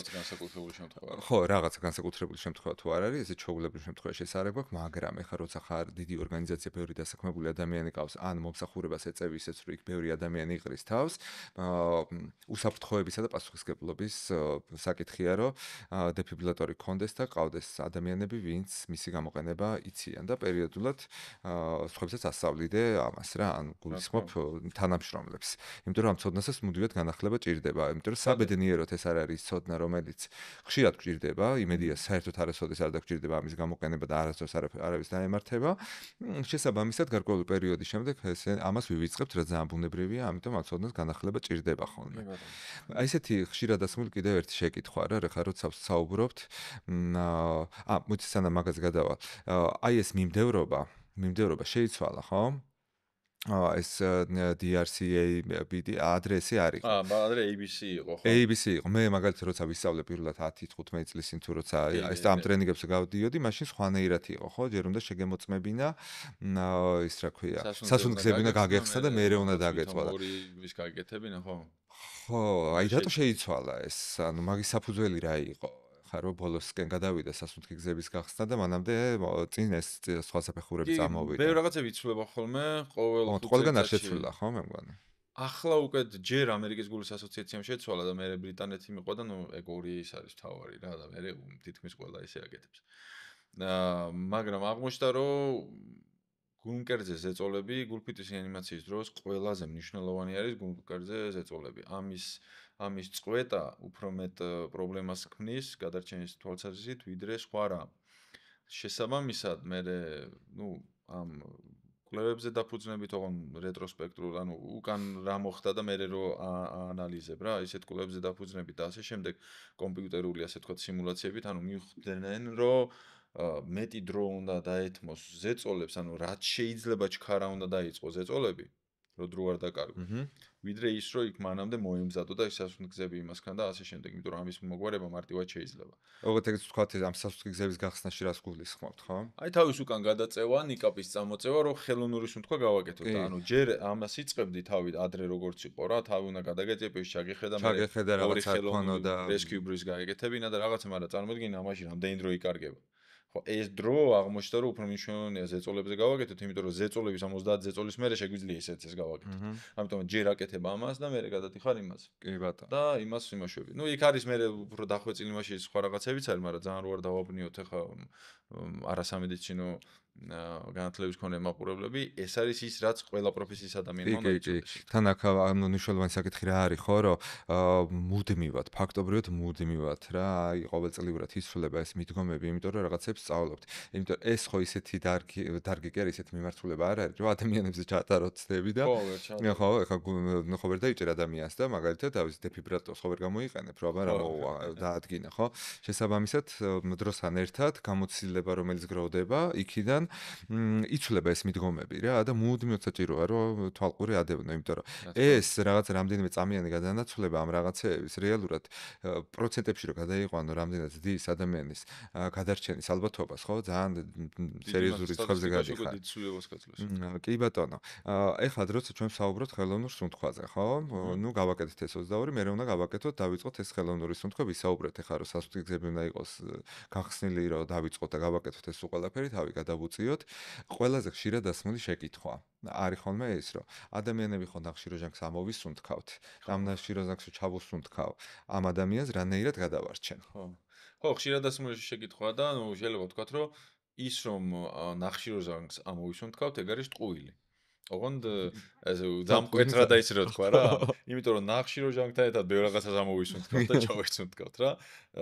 ჩასუნთქვის დროს უნდა გვახსოვდეს, რომ თქვათ 80%, 79% არის აზოტი, იქ რაღაც მინერალები, ინერტული აირები, ძალიან მცირე მდგომარეობები და დაახლოებით 21% არის ჟანგბადი. აი ხა როცა ჩავისუნთქავთ. მაგრამ ამ მოსუნთქვის დროს მარტო ამ ჩასუნთქულ ჟანგბადს მთლიანად ვერ ვხარჯავთ, ასე თქვათ. ამოსუნთქულ ჰაერში ნახშიროჟანგი რა თქმა უნდა არის. ოღონდ იქ 16%-მდე დაახლოებით ჟანგბადი მაინც არის. ეხლა 16% ჯანმრთელი ადამიანისთვის კარგია თუ ცუდია? ცუდია რა თქმა უნდა, მაგრამ ის ხო გვახსოვს ის ადამიანი საერთოდ ვერ სუნთქავს. შესაბამისად, თავარი მიზანი რა ის არის, რომ ჟანგბადი მივაწოდოთ, ანუ ის 16% მაინც მივაწოდოთ იმ ადამიანს, რომელიც საერთოდ ვერ სუნთქავს.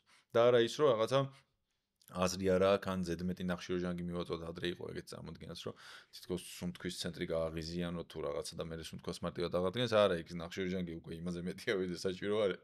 უკვე იმიტომ რომ ძიმე მდგომარეობაში შესაბამისად ხელოვნური სუნთქვის მიზანი არის ის, რომ ჟანგბადის ცოტა მაინც მივაწოდოთ, თორე სასწრაფო რომო მე შეცვლიან და უკვე 100%-იან ჟანგბადიც შეიძლება გადაიყვანო.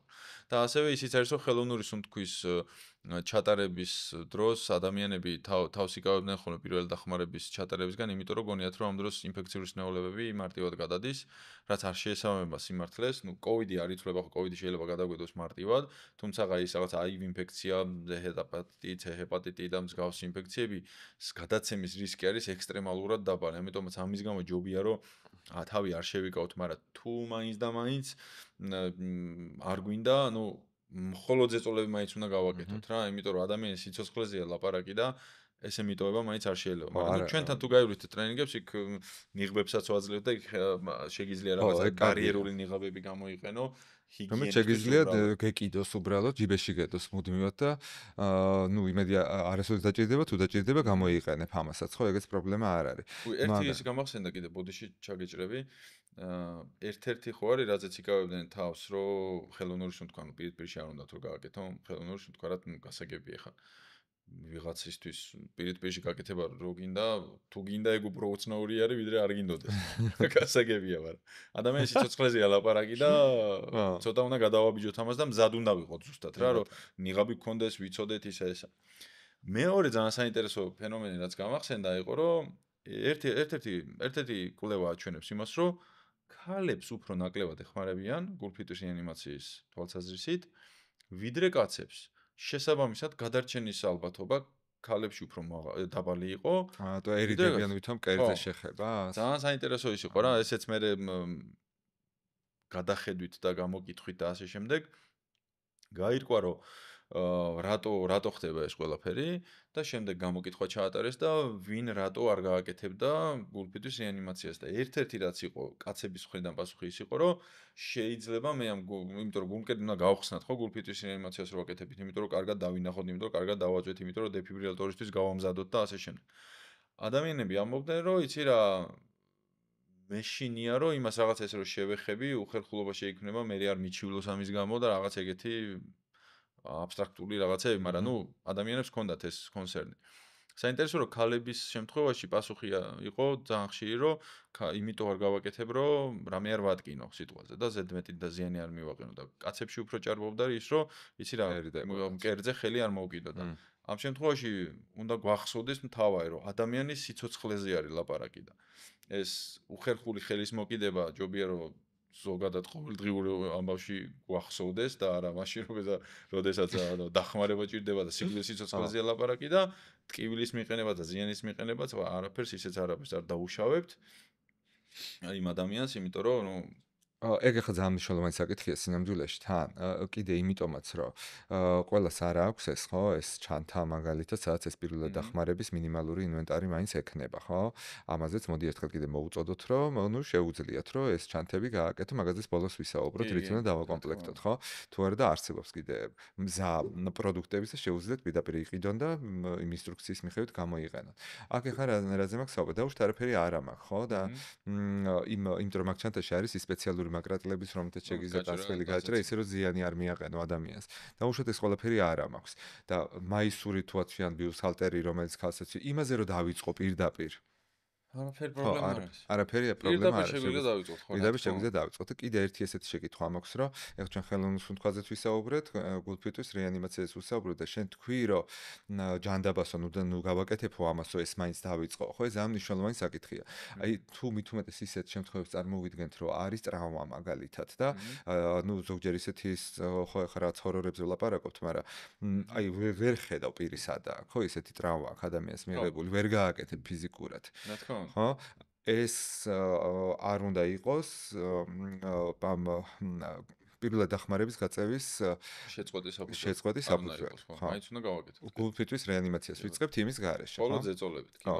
მაინც ვეხმარებით ამ ონლაინ რაც შეიძლება მოკლედ ասო მე ზოგადად ონლაინ პირველად დახმარების ტრენინგების ონლაინ ჩატარებას ვეწინააღმდეგე. მიუხედავად იმისა, რომ მაგის მეთოდოლოგიებიც არსებობს, ჰიბრიდული უნდა იყოს იდეალურ შემთხვევაში, მაგრამ ონლაინ რაღაცების, ხა ონლაინ რო იყოს საკმარისი ტრენინგ ცენტრების სოფლიოში აღარ იარსებათ. მაგრამ ერთადერთი რაც მართლა შეიძლება დაიმახსო რომ ონლაინ არის რა, თუ არ იცი არაფერი და არ გაქვს ნასწავლი თუ ადამიანი უგონოდ არის და არ სუნთქავს, მოითხოვე დახმარება და დაიწყე გულმკერდის წერტილში ძლიერი ზეწოლებით. ჩადი ამოდი. ეს არის hands-only CPR, ანუ მხოლოდ ზეწოლებით განხორციელებული გულფიტვის რეანიმაცია, რომელიც სულ არაფერს ჯობია. აი ეს არის რაც მართლა შეიძლება ადამიანს დაიმახსოვროს. თან თუ გინდა რომ ეს მით უმეტეს უფრო უკეთესად გააკეთო, უკვე უნდა მიხვიდე და ისწავლე, იმიტომ რომ ეს ჩვევაა ხო, კუნთის მეცნიერება. ეს თუ არის ვარჯიში, ხო, რა თქმა უნდა. მაგას ვარჯიში ჭირდება. ონლაინ მაგას ვერ იმეცადინებ. და ისე ქვია, ამასაც ძალიან საინტერესო ფილმს უყურებდი, სანდრა ბულოკი თამაშობდა.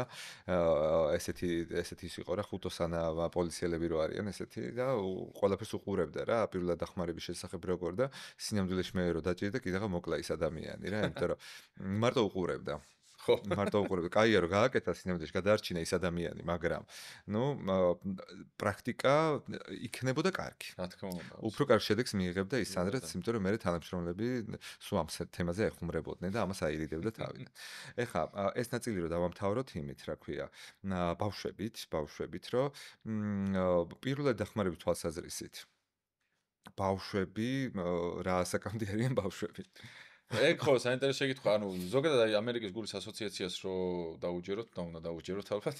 ის რა ქვია, ჩვილი ითვლება 12 თვემდე, ანუ წლამდე, 1 წლიდან უკვე ზევით არის ბავშვი, პუბერტატულ ასაკამდე, ნუ ალბათ 12-13 წლამდე. მე არის როგორც დასული, აი თქვა დოზირებები იქნება, რეკომენდაციები ყველაფერი ეგრე არის გადანაწილებული. შეიძლება სხვა რეკომენდაციები ცოტა სხვადასხვა იყოს, მაგრამ ეგ არ არის ახლა დიდი სანერვიულო ამბავი. და თან მან ასაკზეც არ არის უმეტესწილად ახლა თქვა რაღაცა შეესწარი რა, იქ ახლა დაბადების მოწმობის მოთხოვნა სხვა დაიწყო. მან აი მაგისთვისაც ძალიან მნიშვნელოვანია ტრენინგის ფიზიკურად გავლა, იმიტომ რომ ფიზიკურად როგორც შეაფასებ შენთვის თუ ის ბავშვია, ოკეი, უნდა დაიწყო როგორც ბავშვზე. მაგრამ თავარი არის ადაპტირება, მაგალითად გულფიტვის რეანიმაციაზე ზრდასრულზე რო ატარებ და 5-6 სანტიმეტრი უნდა ჩახვიდე და ამოხვიდე და თქვათ ბავშვზე ეს 5-6 სანტიმეტრი შეიძლება 3-4 იყოს და ჩვილზე უბრალოდ თითებით აკეთებ, ხო? ეხლა იქ 13 წლის არის თუ 16 წლის იმის გარკვევა რომ 5-6 სანტიმეტრი ჩავიდე თუ არ ჩავიდე, ეხლა ნონსენსია, ხო? შეხედავ გულმკერდზე დააწვევი და ამას უკვე იგრძნობა, ეხლა მანეკენზე რო გაკეთებული განსხვავებული უკვე იცი როგორ სად უნდა ჩახვიდეს, სად რა განსხვავება ხო არის? განსხვავება არის, იმიტომ რომ გულმკერდის ზომა სხვადასხვაა, შესაბამისად ჩვილებზე 2-ით ასე ცერატიტებს იყენებენ 3-ით.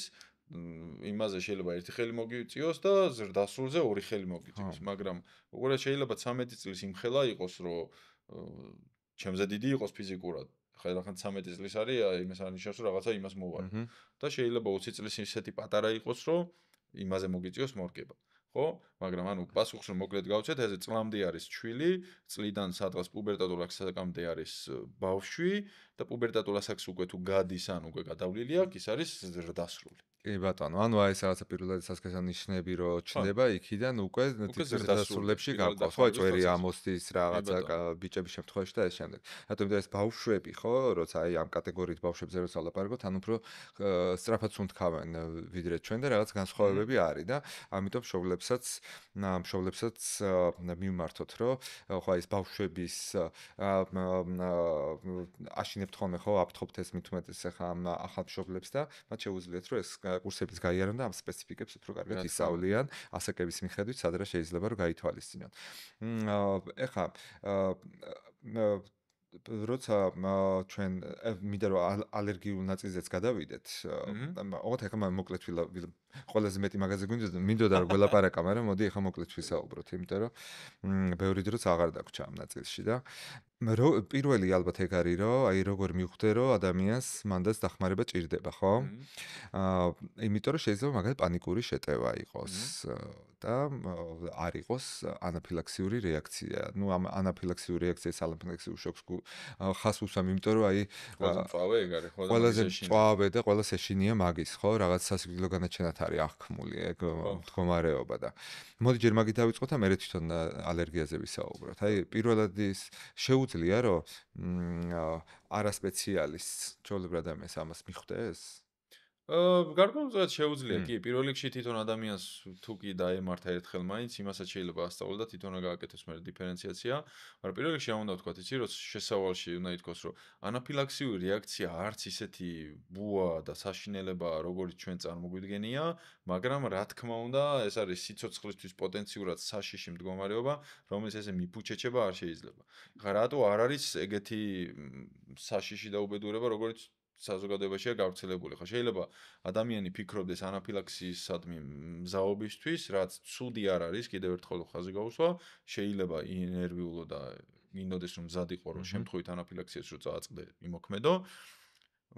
მაგრამ მეორე სტატისტიკას რო შევხედოთ რა, მაგალითად 2015-დან 2020 წლამდე საქართველოში 360 ანაფილაქსიური რეაქციის დიაგნოზი არის დაფიქსირებული. რამდენი 300? 360 დაახლოებით. ანუ 5 წლის განმავლობაში 400-ზე ცოტა. აი 400-ზე მეტი წელიწადში მარტო გულის გაჩერებები ფიქსირდება. რამდენიმე ასეულიდან რამდენიმე ათასეულზე, მაგრამ უყურე ის უბრალოდ რაღაცნაირად წამოწეულია. სტატისტიკურად იმდენად უმნიშვნელოა თითოეული ზოგადად საშუალო სტატისტიკური მოქალაქისთვის ის რომ ეგეთ ნერვიულობადაც არღის, მაგრამ კიდე იმასაც ვიძახი რომ რა თქმა უნდა, კარგია თუ იქნება ყველაფრისთვის მზად, მაგრამ ჯობია რომ რაც უფრო მაღალი შანსია იმისთვის ვიყოთ პირველ რიგში მზად და მერე იმისთვის. ეხლა იმას რომ დაუბრუნდეთ, როგორ გავარჩიოთ ერთმანეთისგან.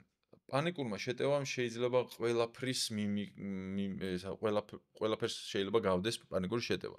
დაწყებული მიოკარდიუმის ინფარქტიდან დამთავრებული ალერგიული შეტევამდე, მაგრამ არის რაღაცა ფუნდამენტური სხვაობები, მაგალითად ანაფილაქსიური რეაქციასთან ერთად შეიძლება დიდი ალბათობით იყოს რა კანისმიერი გამოვლინება, რომელიც ძალიან ძლიერ ქავილს იწვევს, იმის დროს პანიკური შეტევის დროსაც შეიძლება იყოს, ოღონდ ეგ უფრო წამოხურება და წამოწითლების ეგ გამონაყარებით არის. ეგ უფრო ესეთი დაფუფქული, ასე თქვა, ჭინჭრის ციებას რო ეძახი. ეგ არის თავარი განმასხვავებელი, ეგ არ ახლავს პანიკურ შეტევას. იმას არ ახსოვს, ეს ერთ-ერთი მთავარი განმასხვავებელი. ასევე ის არის, რომ რაღაც ალერგენთან კონტაქტის მერე იწყება ეგრევე ანაფილაქსიური რეაქცია და აქვს ასევე შეიძლება ახასიათებდეს ეს ანგიოედემა ეგრეთ წოდებული კვინკეს შეშუპება, ხო, რომელიც კან ზედაპირზე კი არ არის, აი ტუჩი რო გაუსივდება და თვალები რო გაუსივდება და ასე შემდეგ.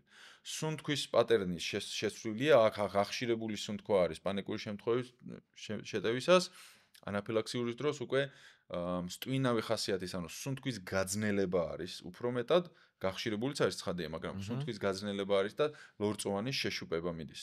ასევე ანაფილაქსიურ რეაქციას ნაკლებად ცნობილია ხოლმე, მაგრამ კუჭნაწლავის ტრაქტის პრობლემები შეიძლება თანახმდეს მუცლის ძლიერი ტკივილი, დიარეა და მსგავსი განვითარება. ამ შემთხვევაში, პანიკურ შემთხვევაში იშვიათია მსგავსი რაღაც. და წნევის ვარდნა შეიძლება იყოს და პულსის გახშირება, ამ შემთხვევაში წნევის ვარდნა პანიკურ შეტევის დროს არ გვხვდება. შესაბამისად, აი ეს არის ძირითადი განმასხვავებელი, რაც ერთმანეთისგან შეიძლება განვასხვაოთ. და ნუ მზაობა თუ გვექნება, რა თქმა უნდა, კარგია, მაგრამ აი ხო გეუბნებით ამისი, აი მე ჩემი მთელი პრაქტიკის განმავლობაში ანაფილაქსის რეაქცია არ მაქვს ნანახი. ხო, იმდენად ის არის რა, რა თქმა უნდა. ხო, ვიტყვი რომ აჩქვარი ანესთეზიოლოგ რეანიმატოლოგი. ხო და არ მაქვს, მაგრამ მოკლედ ხო. განა მაღაზია, მაგრამ სადღაც მაღაზიაც არის. კი ბატონო. ესე იგი მაგრამ ეს რატო შეიძლება რომ ესენი განვითარდეს, ხო, ეს მძიმე ალერგიული რეაქციები და თან ამ რეაქციების განვითარებასაც თავისი რაღაცა ლოგიკები გააჩნია. ასევე გვაქვს გვიანი გამოვლინებებიც, ხო? კი, ანაფილაქსიური შეიძლება იყოს გვიანი, შეიძლება იყოს ბიფაზური, შეიძლება იყოს რეფრაქტორული, ანუ კურნალობასთან რომ კურნალობას რო არ პასუხობს რა. ანუ რთული აი ეს ბიფაზური ანაფილაქსია, ანუ აი ეს არის აი ეს რა საფრთხე არის.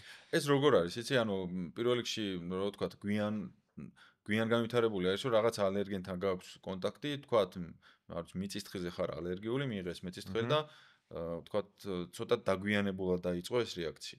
ბიფაზური ნიშნავს, რომ მიიღე ალერგენთან კავშირი, განვითარდა კლასიკური სიმპტომატიკა, მოხდა მისი მკურნალობა და სიმპტომები ალაგდა, მაგრამ რამდენიმე საათის შემდეგ კვლავ დაიწყო იგივენაირად, იგივე სიმპტომატიკა ალერგენთან კონტაქტის გარეშე. ანუ, კარგად გახდი, გიმკურნალეს, მაგრამ უცბად ბრახტა ისევ დაგემართა. იგივე სიმპტომები განვითარდა.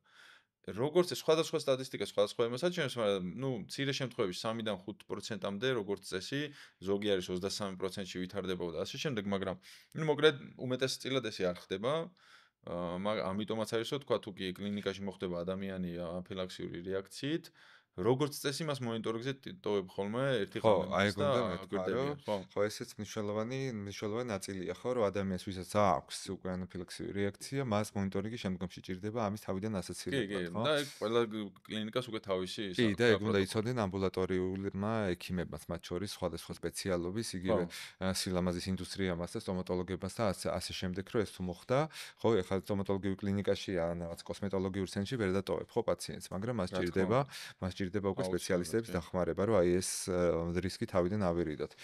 კიდევ ერთხელ ვიმეორებ, რომ გავიმეოროთ, რომ ეს ძალიან იშვიათად ხდება, უიშვიათესად ხდება, მაგრამ ნუ მიყურადება არ გირს, ხო, თუ კი მოხდა, მე უნდა შესაბამისით ზრუნვა ამას. და კიდე ისიც უნდა ვთქვა, აი ეს რაც მინდა ხომ ის რომ თვითლიმიტირებადი როა, როგორც წესი. ხო, ძალიან საინტერესო არის ეგ რომ ანუ ანაფილაქსია რო წარმოგვიდგენია რომ ყველა ვარიანტში სიკვდილით თავდება და ესე არ არის, ოღონდ კიდე ერთხელ ვიძახი ეს სახუმარო დიაგნოზი არ არის, რა თქმა უნდა, სიცოცხლის პოტენციურად საშიშია და ნებისმიერი სიმწვავის ანაფილაქსია სჭირდება მკურნალობა და ამის იმედზე არ უნდა ვიყოთ რომ ყველაფერი კარგად იქნება თავისთავად და ექიმთან უნდა მივიდეთ. ეს არის ცალსახა და ერთმნიშვნელოვანი. მაგრამ ანაფილაქსიური რეაქცია თვითლიმიტირებადაც შეიძლება იყოს. ანუ თავისთვის დაიწყოს და თავისთვის ამას ჭირდება რამდენიმე საათი და ტანჯვა-წამება, რა თქმა უნდა, ხშირ შემთხვევაში, მაგრამ თავისთვისაც შეიძლება დაიწყოს, რომ დაიწყება და თავადვე ალაგდეს. ძალიან საინტერესო შემთხვევები არის, ვიდეოებიც კი არსებობს ამის. აი გამახსენდა ერთი ვიღაცა ბრიტანელია თუ არ ვცდები, ეს ტიპი ამ ტიპს აქვს ესეთი სუბუქი მიმდინარეობის ანაფილაქსიური რეაქცია, რომელიც სუბუქი მიმდინარეობის ანაფილაქსია შეიძლება თავისთავადაც ალაგდეს რა, აი მაგის ვიდეოებს რა იღებს და როდებს, ხო? ხო და იღებს და ანუ ფაზებს აჩვენებს, როგორ ჯერ გამოაყრის, მერე შეშუპდება, მერე სუნთქვა ცოტა უჭირს, მერე კუჭნაწლავის ტრაქტის ისა აქვს პრობლემები, მერე გამოიძინებს და დილისთვის უკვე კარგად არის. ანუ ანაფილაქსია თავისთავადაც შეიძლება ალაგდეს კურნალობის გარეშე, ოღონდ კიდევ ერთხელ ვთქვათ, რომ ეს არ ნიშნავს იმას, რომ რაღაცა ნიშანს თუ აღმოაჩენთ თქვენში ან ვიღაცაში, ან ეჭვი მაინც თუ გეპარებათ თუ ეს არის ანაფილაქსიური რეაქცია, ნებისმიერი სიმწვავის ძალიან მსუბუქი იქნება თუ ძალიან ძლიერი, უნდა წავიდეთ სამავტყოფოში ან ვითხოვოთ დახმარება, აუცილებლად. ხო, აქვე ვთქვათ, რომ ეს ტიპი, რომელიც ამ ვიდეოებს იღებს და მე YouTube-ზე დებს და ასე შემდეგ, ნუ თლათ ეხლა ნორმალური მდგომარეობა მაგას არ ქვია და თქვენ არ გაიმეორე. არავითარ შემთხვევაში არ უნდა გავიგო. იმიტომ რომ ამას რისკები ახლავს. და ხო, ნუ იმედია ეს ბიჭიც არ შეწყვეტს მაგ ვიდეოებს, სხვა შინაარსის დადოს. მაგრამ ერთხელ თუ აღარ დადო ეს ვიდეოები, ხო, რა ვიცი, ალბათ ცოტა შევშფოთდებით. ესე იგი, კიდე ეხლა დაახლოებით გავიგეთ, მე მგონი ეს ეხლა რა არის ეს ანაფილაქსიური რეაქცია, მაგრამ ამ ანაფილაქსიურ რეაქციებთან მოპყრობა არის თავარი ტკივილი დღეს ჩვენი საზოგადოების მესე მგონია, ხო? იმიტომ რომ პირველადი დახმარება რომელიც უნდა გაეწიოს. აი, აქ გვაქვს ძალიან ბევრი არასწორი წარმოდგენა. და აი ეს გლუკოკორტიკოსტეროიდები და ნუ კონკრეტულად ვახსენოთ ეხლა რა კი ეს სერიოზული პრობლემა აქ არის საუბარი დექსამეტაზონზე, რომელიც ძალიან აქტიურად გამოიყენება. ამაზე შენ ძალიან ბევრს საუბრობ შენს ტრენინგებზე, სხვადასხვა იმებზე და მათ შორის ეხლა მახსოვს შენი ვიდეოები იგივე მაგათეთ TikTok-ზე, რომ ნუ რა ვიცი, ეხლა თქვი ერთი რაღაცა და გათრევდა 200,000 ადამიანი კომენტარებში, ხო, აი სიგიჟის მიღმა ზღვარი არის, რომ აი რატო შეიძლება რომ ადამიანი გეუბნებოდეს მტკიცებულებებზე დაფუძნებით ყველანაირ არგუმენტაციას, რომ ხალხო ტყუილად ხარ, რაღაცა სხვა რაღაცის იმედზე და ნუ ამის გამო მე ლანძღავდი და ათრევდი. მაგრამ აი მოდი მე ხა დავესესხები ერთ ჩემს ძალიან საყვარელ მეგობარს, ცირა, გამარჯობა, რომელსაც ნუ რაღაცა ტიპის ალერგიული წინასწარ-განწყობები ჰქონდა მის ბავშვს და ესეთი ფრაზა მითხრა რომ ერთი თვე იყო წასული იმაში საქართველოს მთიანეთში წაიყვანა ეს ბავშვი და ძალიან მშვიდ და წყნარად ასე პეპლები დაფრინავდნენ გარშემო, იმიტომ რომ ჩანთაში ედო დექსამეტაზონი. არ მინდა რომ ცირა შევაშინოთ, მაგრამ მოდი ვუთხრათ სწორად როგორ უნდა მოქცეულიყო. უშველის კი დექსამეტაზონი რამე რომ მოხდეს. დექსამეტაზონი არასდროს არ ყოფილა, არც ახლა არის და არც მომავალში არ იქნება ანაფილაქსიური რეაქციის თუ ანაფილაქსიური შოკის სამკურნალო პრეპარატი. არა, ვერა არ გამოდის ეგ ამბავი, მაგრამ ძალიან ცუდად არის ესე გავრცელებული, რომ ეს დექსამეტაზონი რაღაცას აკეთებს ანაფილაქსიური რეაქციის დროს. და ამასთან ბრძოლა ვითომ ერთი შეხედვით ხო ძალიან მარტივია, აი რა ეხლა რო ვთქვა, რომ თქვა პარაცეტამოლი მკურნალობს რაღაც არ ვიცი ფეხის ამპუტაციის დროს რაღაცას, ხო? ხო მარტივი არის, რომ ანუ მოდი მაშინ მითხარი საწერია ეს, საიდან მოიტანე, ხო? არსად ესეთი რაღაც არ წერია, მაგრამ გავრცელებული არის მაინც, ხო? თითქოს მარტივია, რომ დაფიქრდე, რომ იცი რა, ერთი ამბობს, რომ ჭირდება, მეორე ამბობს, რომ არ ჭირდება. და მოდი მაშინ ვიკითხოთ, სად მოდის. არ არსებობს სამედიცინო ლიტერატურა, სადაც წერია, რომ დექსამეტაზონი გამოიყენეთ მით უმეტეს პირველ რიგის პრეპარატად ანაფილაქსიური რეაქციის დროს. უბრალოდ არ არსებობს. რაღაც ვიღაც სადღაცა ფორუმზე თუ აქ დაწერილი, ახლა მაგ არ იცვლება, ახლა ცოტა სერიოზულ თემაზე ვსაუბრობ და ცოტა ავტორიტეტული იმაზე. წიგნი არ არსებობს, სამედიცინო ლიტერატურა არსებობს თანამედროვე. ძველი არსებობს თუ არა, არ ვიცი, მაგრამ თანამედროვე ნორმალური, სად მეწეროს დექსამეტაზონი? საიდან მოვიდა? კაცმა არ იცის, ხომ ვითომ მარტივი უნდა იყოს ამით ის ესე დამსხვევა, მაგრამ არა, ეგრე არ არის რა. იმიტომ რომ ადამიანები ამბობენ, იცი რა, მე დავლიე და მიშველა. თუ კი დექსამეტაზონს დალევ და ქშველის ერთადერთი დასკვნის გაკეთება შეიძლება მაშინო. ეს არ იყო ანაფილაქსიური რეაქცია, მორჩა. დანარჩენი შეიძლება სხვა რაღაცა იყო. მეორე უკიდურესობაში გადავდივართ ხოლმე, რომ ანუ არ ვარ გადექსამეტაზონი. არა კაცო, დექსამეტაზონი მშვენიერი წამალია. გადასარევი და მე ხა მაგალითად სიცოცხლის გადამრჩენელი, მაგრამ როცა საჭიროა მაშინ. თავისი ჩვენებები აქვს და თავისი მკურნალობები აქვს და ესე იგივე რომ მაგალითად თქვა რომ არ ვიცი, მორფს მაგალითად მიოკარდიუმის ინფარქტის მკურნალობაში ვიყენებთ, ხო, ერთ-ერთი თავარი შემადგენელი ნაწილია მორფი. მაგრამ იმას ხო არ ნიშნავს, რომ სხვა რაღაცისთვისაც გამოიყენოთ და კარგია და რაღაც ისეც არსებობს, ხო, წელიწადში ერთხელ სისხლს მინდავს თუ რაღაც. არა, ნებისმიერ მედიკამენტს აქვს თავის დანიშნულება, როგორც პირდაპირი, ასევე ეგრეთ წოდებული off-label, ანუ შეიძლება რაღაცისთვის იყოს ერთი გაკეთებული, მაგალითად აი კუჭის დამცავი შეიძლება გამოიყენო მეჭეჭების გასაქრობადაც კი, ესეთი უცნაური რაღაცები არსებობს. ამიტომაც არის, რომ სამედიცინო განათლებაა მნიშვნელოვანი და ანოტაციაში წავიკითხე ძმაო, მარტო ეგ არ არის საკმარისი რა. ხო და ეს დექსამეტაზონი სხვა რაღაცებისთვის გამოიყენება, რა თქმა უნდა, და რა თქმა უნდა არის ძალიან ძლიერი ჰორმონი და ანთების საწინააღმდეგო რეაქციაც ეფექტიც აქვს. რაღაცამ გამომაყარა და დექსამეტაზონი დავლია და მე ალაგდა. რა ვიცი ხა ალაგდება კი ბატონო, მაგრამ იგივე არის რომ ბუსს გამოეკიდო ავტომატის ჯერით. ჰა, ხო, რატო უნდა გამოიყენო ეს, როცა ანუ ალერგიისთვის არსებობს ალერგიის წამალი. კი, მარტივად ანტიჰისტამინური პრეპარატები პირველი რიგის, მეორე რიგის ამდენი გენერაციის, მდენი გენერაციის და ეგ არის ჯერ და მე არის ის სხვა. მაგრამ ეს საიდანღაც რომ წამოვიდა იმდენად თავში არის ჩამჯდარი თან ამ ამპულის გატეხვა და დალევა. ამპულა იმიტომ არის რომ ის უნდა გაკეთდეს ინექციით. ხო, მაშინ საიდან წამოვიდა? ეგ ძალიან საინტერესო ისტორიაა სხვათა შორის. კრუპის შემთხვევაში, ხო, კრუპის ვიცით რომ ზემო და ქვემო სასუნთქიზების ინფექციური სნეულების შემდეგ განვითარებული ის არის, რა ქვია, სუნთქვის პრობლემა. ჭეშმარიტი კრუპი დიფთერიასთან იყო, მადლობა ვაქცინებს რომ დიფთერია ახლა თითქმის აღარ გვხვდება.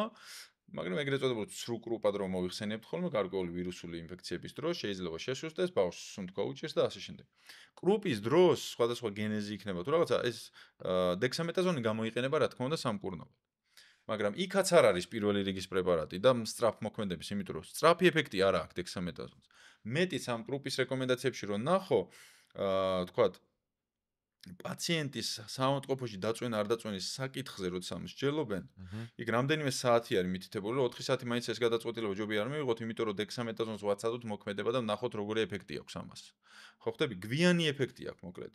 დექსამეტაზონს რასაც აკეთებს, ამას აკეთებს გვიან და მას არ ამდენ აქვს სტრაფი სწრაფი, იმიტომ იგუდება ბავშვი პირდაპირ გაგებით. კი ბატონო, ეხლა ანაფილაქსიის დროს გჭირდება სწრაფი ეფექტი. კრუპის დროს ეგ გჭირდება, მაგრამ კრუპის დროს იქაც არის ადრენალინი, იქ არის ინჰალატორები და ასე შემდეგ. დექსამეტაზონი შედის, მაგრამ დექსამეტაზონი იმიტომ კი არ შედის, უცბად რაღაცა სასწაულს ახდენს. არა, უბრალოდ იმას შემდეგი მკურნალობისთვის გჭირდება, იქ შეშუპების დაცხრობა გჭირდება და ასე შემდეგ. ხო? ხო, ესეც ვთქვათ, ანუ ეს პირველი და მეორე რაც ნიშნავს, პირველი რიგის პრეპარატები და მეორე რიგის პრეპარატები. ხო, პირველი რიგის პრეპარატი ნიშნავს იმას, რომ რაღაცა პათოლოგია რო ვითარდება, ჯერ ეს უნდა ცადო აუცილებლად, იმიტომ რომ უფრო ეფექტურია, ანუ იმიტომ რომ უფრო ხარშტეფექტურია, გააჩნია რა, იმიტომ რომ გადაუდებელ შემთხვევაში ეს არის საჭირო, ანუ პირველი რიგის რო ქვია, ის უნდა გამოიყენო ჯერ და მერე არის ის სხვა.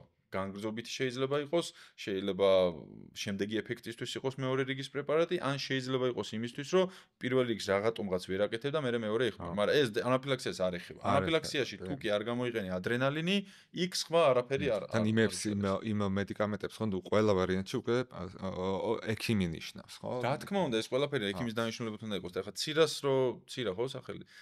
ცირას რომ მიმართოთ, პირველ რიგში კარგია, რომ ემზადები ანაფილაქსიისთვის, მაგრამ აღჭურვილობას სანამ წავიღებთ და მით უმეტეს რაღაცა მედიკამენტს ჩავდებ და მით უმეტეს დექსამეტაზონს, რომელიც არაფერი შუაში არ არის ანაფილაქსიასთან. პირველ რიგში უნდა ვიფიქროთ რაზე? რატო ვფიქრობ ანაფილაქსია? რატომ რის მეშინია მქონდა ესეთი რაღაც, თუ მქონდა ექიმა როგორ დამარიგა და ასე შემდეგ. ანუ რისკი რამდენად მაღალი გაქვს. რისკი ანაფილაქსიური რეაქციის განვითარების რისკი არის ძალიან დაბალი და სანამ ამაზე ვიფიქრებ, თქვა პირველ დახმარებაზე უნდა ვიფიქროთ და იქ სისხლდენის მქონდეს, გულფიტვის რეანიმაციის, მოტეხილობის და რაღაცები, იმის რისკი უფრო მაღალია. და შემდეგ არის ანაფილაქსია. ანაფილაქსიისთვის თუ ვემზადებით, მაშინ ექიმთან უნდა გავიაროთ კონსულტაცია, ის ჩანთა შევადგინოთ სწორად, სადაც დექსამეტაზონი არ იქნება, იმიტომ რომ იმას გვიანი ეფექტი აქვს და მაგრამ იქნება ადრენალინი.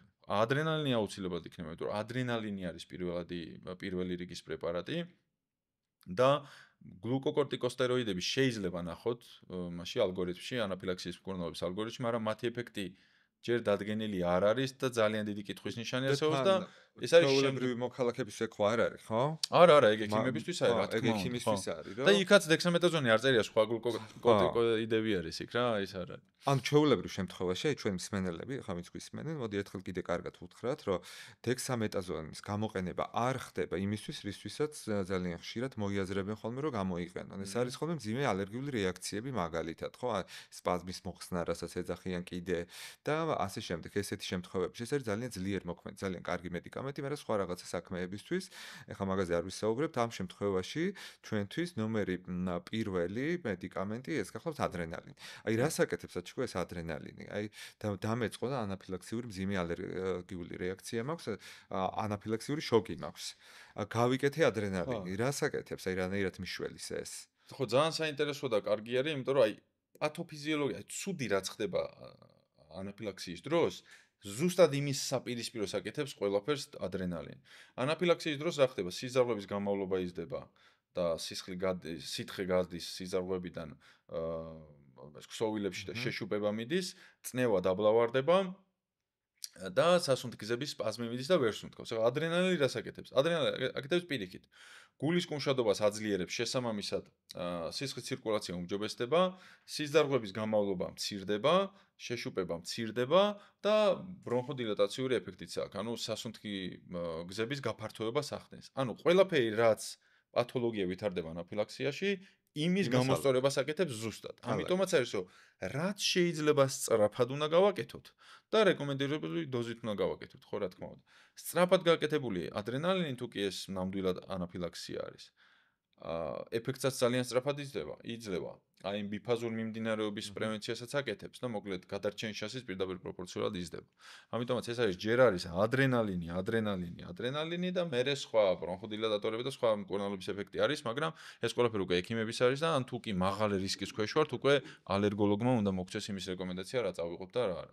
აუ, ბარემ იმასაც გეტყვი იმ ისტორიას ამპულის გატეხვა და დალევა საიდან მოდის. უი, ხო. ამპულის გატეხვა და დალევა დექსამეტაზონის დექსამეტაზონის ამპულაზე არის საუბარი, ხო? არის რომ მაგალითად კრუპის მკურნალობაში ერთ-ერთ რეკომენდაციებში რომ ნახო, არის რა, რომ დექსამეტაზონი რო არის, იქ სუსპენზია არის რა, ანუ დასალევი. ბავშვს დაალევინეთ ეს სუსპენზია, მაგრამ იქვე წერია რომ ცოტა ცუდი გემო აქვს და წვენში გახსენით. რომ კარგად ალიოს ბავშვმა. და მე უწერია რომ თუ კი ეს ყველაფერი შესაძლებელი არ არის, ალტერნატივად შეიძლება ამპულა გავტეხო და დავალევინოთ, იმიტომ რომ დაახლოებით იგივე ეფექტი აქვს. ანუ წარმოიდგინე კრუპის სამკურნალოდ შეთავაზებული ალტერნატიული მეთოდი გადმოტანილი არის ანაფილაქსიის სამკურნალოდ პირველ მეთოდად. ხო, აი საერთოდ რანაირი კავშირია, მაგრამ ესე რაღაც ამ გაფუჭებული ტელეფონით იმით ამით გადმოვიდა ამბობ. კი ბატონო, ეს ერთ შეკითხვას აგიკითხავ, რომელიც კიდე ამავე თემაზე, თემასთან არის დაკავშირებული.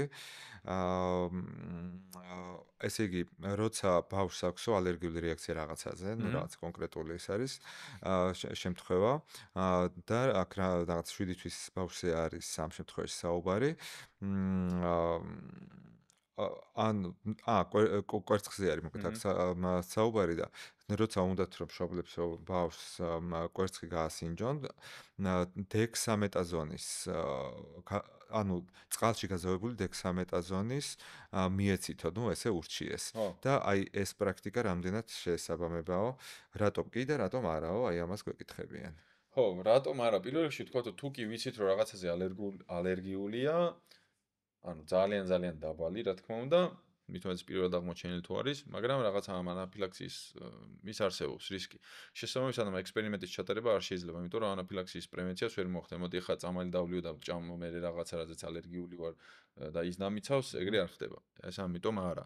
მეორე რატომ არა? იმიტომ რომ თუ კი ეს მწვავე ალერგია არ არის და უბრალოდ რაღაც კვერცხზე აქვს ადამიანს ბავშვს ალერგია, ალერგიის სამკურნალო არის ალერგიის სწავლები. ანტიჰისტამინური მედიკამენტები არის პირველ რიგში მოწოდებული. ეს ოღონდ რა თქმა უნდა პედიატრმა ან ალერგოლოგმა ან იდეალურ შემთხვევაში ორივე უნდა დანიშნოს. თუმცა არსებობს გამონაკლისი შემთხვევები, როდესაც თქვათ ანტიჰისტამინურები თავისთავადვე ვერ არის ეფექტური და ამ დროს ჰორმონების ჩარევა სჭირდებათ ხოლმე.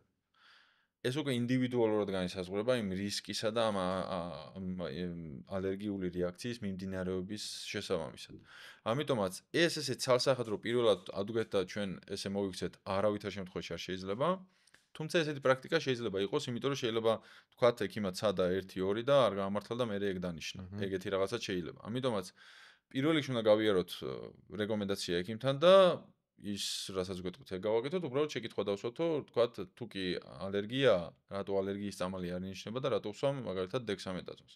და იქ რა თქმა უნდა ინდივიდუალურად გაცემენ პასუხს. იმიტომ რომ აი შემთხვევას გააჩნია, ისეთ შეიძლება იყოს, ასეთ შეიძლება იყოს, მაგრამ ცალსახად პირველ რიგში როგორც წესი ანტიჰისტამინურები ინიშნება და არა, თქვათ, ჰორმონები. კი ბატონო, და ბოლოს შეკითხვა, რომ აი მაქვს იმი ალერგიული რეაქცია, ვიცოდი ისე როგორც აქამდე ვიცოდი, რომ რაღაცა მივიღე ეს დექსამეტაზონი, ამ დექსამეტაზონის მიღებით შეიძლება თუ არა რამე დავაშაო და აი მეორე შეკითხვა არის ესეთი, რომ მოახდენს კი აი ამ სიმპტომების ჩაცხრობით ან რაღაცით, მოახდენს კი ის შეჩერება სამ პროცესის თუ ვერ მოახდენს. ანუ რისი თქმა მინდა, რომ აი ერთ-ერთი დისკუსია შევესწარი, ესეთი საკითხი იყო, რომ ანუ მე რო დექსამეტაზონს ვაძლევდი ამ ადამიანს, ანუ პროცესი ალერგიის რეალურად, ანუ ის ანაფილაქსის მიმდინარეობდა და მე შეიძლება უბრალოდ სიმპტომებს ვეღარ ვხედავდი და აქ რაღაცა მძიმე ამბავი იყო. ხო, რა თქმა უნდა, ერთი რომ მაინც მივცეთ რას დააშავებს, არა დააშავებს, იმიტომ რომ ანუ თუ წამალი არ გჭირდება, არ უნდა დალიო. რატო დავლიო პარაცეტამოლი თუ არ მჭირდება? აი რას დააშავებს ვითომ, ხო, მაგრამ არ უნდა დალიო. აი ხო მაგას რო ჩავუღრმავდეთ, მე რაღაცა შეიძლება დააშავოს. ეხლა ეს სიტყვის საშიარფერია, მაგრამ ხო, რა თქმა უნდა, თუნდაც სწორი დოზირებით რაც არ არის საჭირო, ის არ უნდა მიიღო. ეს არის 2x2 4. კი ბატონო. მეორე, რას დააშავებს? თუ კი იმე ძალიან გავრცელებული პრაქტიკა იყო, აი ვაქცინებზე რომ მიდიოდნენ და წინასწარ უსვამდნენ ან რაღაცა ეს ჰორმონს ან ანტიჰისტამინს და რაღაცა. ანაფილაქსიას ვერაფერს ვერ უზამს ეგ. პირიქით შეიძლება კანისმიერი გამოვლინება დათურგუნოს და ცოტა გვიანი მიხვდე რომ ანაფილაქსია გაქვს.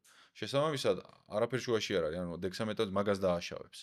და საბოლოო ჯამში მივიდივართ იქეთ და ისიც თუ გავაკეთო და დექსამეტაზონიც მივცე რა უჭავს და ჯო რატო უნდა მივცეთ ეს არის შეკითხვა თორე ამივცეთ.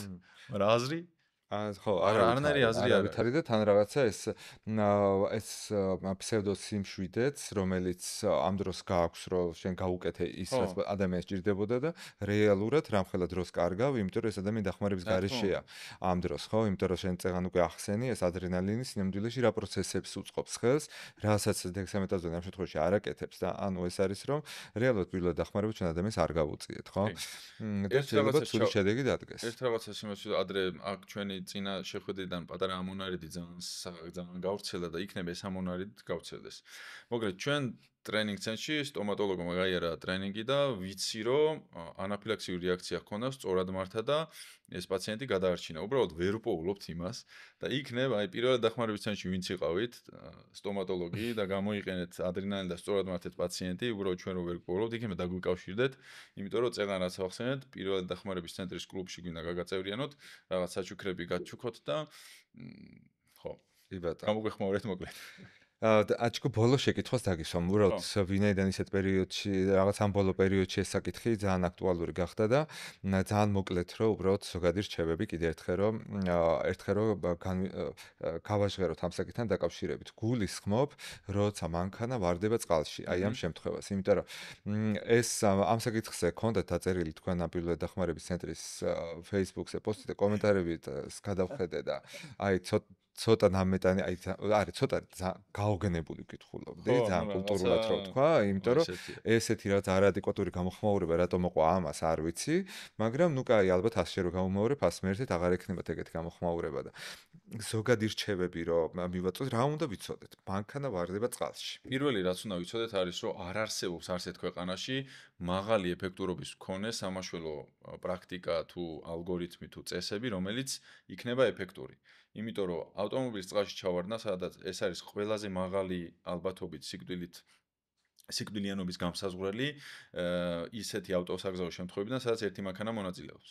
იმიტომ წყალში რო ჩავარდები, სულ რამდენიმე 1-დან 8 წუთამდე ტივტივებს მანქანას გააჩნია შემთხვევას და რაღაც, მაგრამ როგორც წესი 2 წუთში უკვე მანქანა არის წყალქვეშ. ეხლა რა სამაშველო სისტემა უნდა ქონდეს და ვინ უნდა ყავდეს იმხელის ქვეყანაში და სად უნდა იყო რომ 2 წუთში დარეკვაც მოასწრო მისვლას და ერთ-ერთი ყველაზე საინტერესო იყო რომ მანქანიდან არ დარეკვოთ მეთქი რა ეგ თან ჩემი რეკომენდაცია კი არა მე მოვიძიე რა თქმა უნდა ექსპერტების ის და ოფიციალური რეკომენდაციები და ის ვთქვი რომ მანქანიდან მაგალითად არ უნდა დარეკვოთ თუ კი მანქანა წყალში ჩავარდა პირველი რაზეც უნდა გახვიდე გარეთ რაც შეიძლება სწრაფად და იქ რაღაც მაგა თუ დამისველ და რა აზრი აქვს მაშინ და როგორ უნდა დავრეკო და ჰაჰა და გავიზე არია მაშინ სასაცილო რაღაცა მეც აზრი ვერ გამოვიტანე კომენტარებიდან რა აზრი აქვს იქ დავიბნევით და ბიჭო რო იბნევი და კრიტიკული მდგომარეობა როა მაგიტომ უნდა ისწავლო ეს ყველაფერი რა და პირველი რაც უნდა გვახსოვდეს უნდა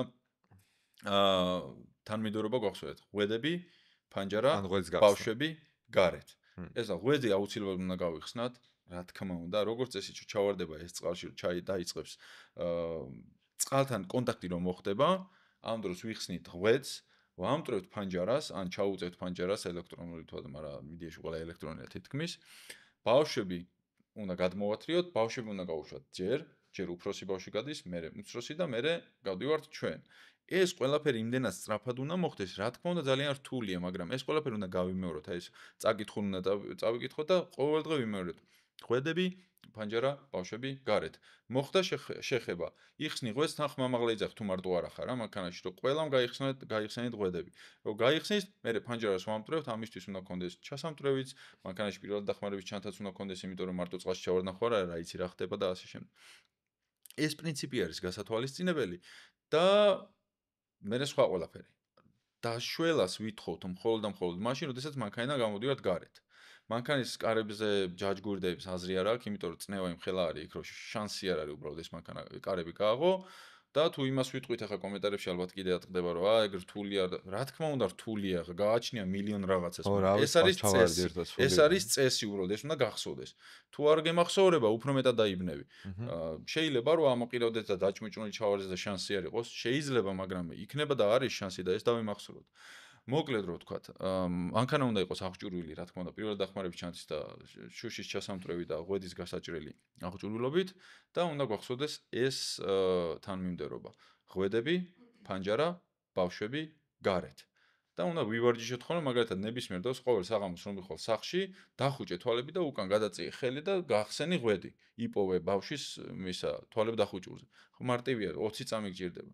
რომ ეს როდის გამოგადგება კაცმა არ იცის. ისევე როგორც პირველად დახმარების ცოდნა, რომელიც 2 წელიწადში ერთხელ უნდა გავიაროთ. კი ბატონო. აჩქო ძალიან დიდი მადლობა. ძალიან დიდი მადლობა. ჩვენ ერთხელ კიდე მოგვიწევს შეხვედრა, იმიტომ რომ სხვა შემთხვევები არ განგვიხილავს დღეს, იქ სისხლდენები, ტრამვები არის შემდეგ, ხო, სადაც ასევე ბევრი არასწორი წარმოდგენაა და ამაზე რომ კიდე ერთი დისკუსიაც გავაკეთოთ.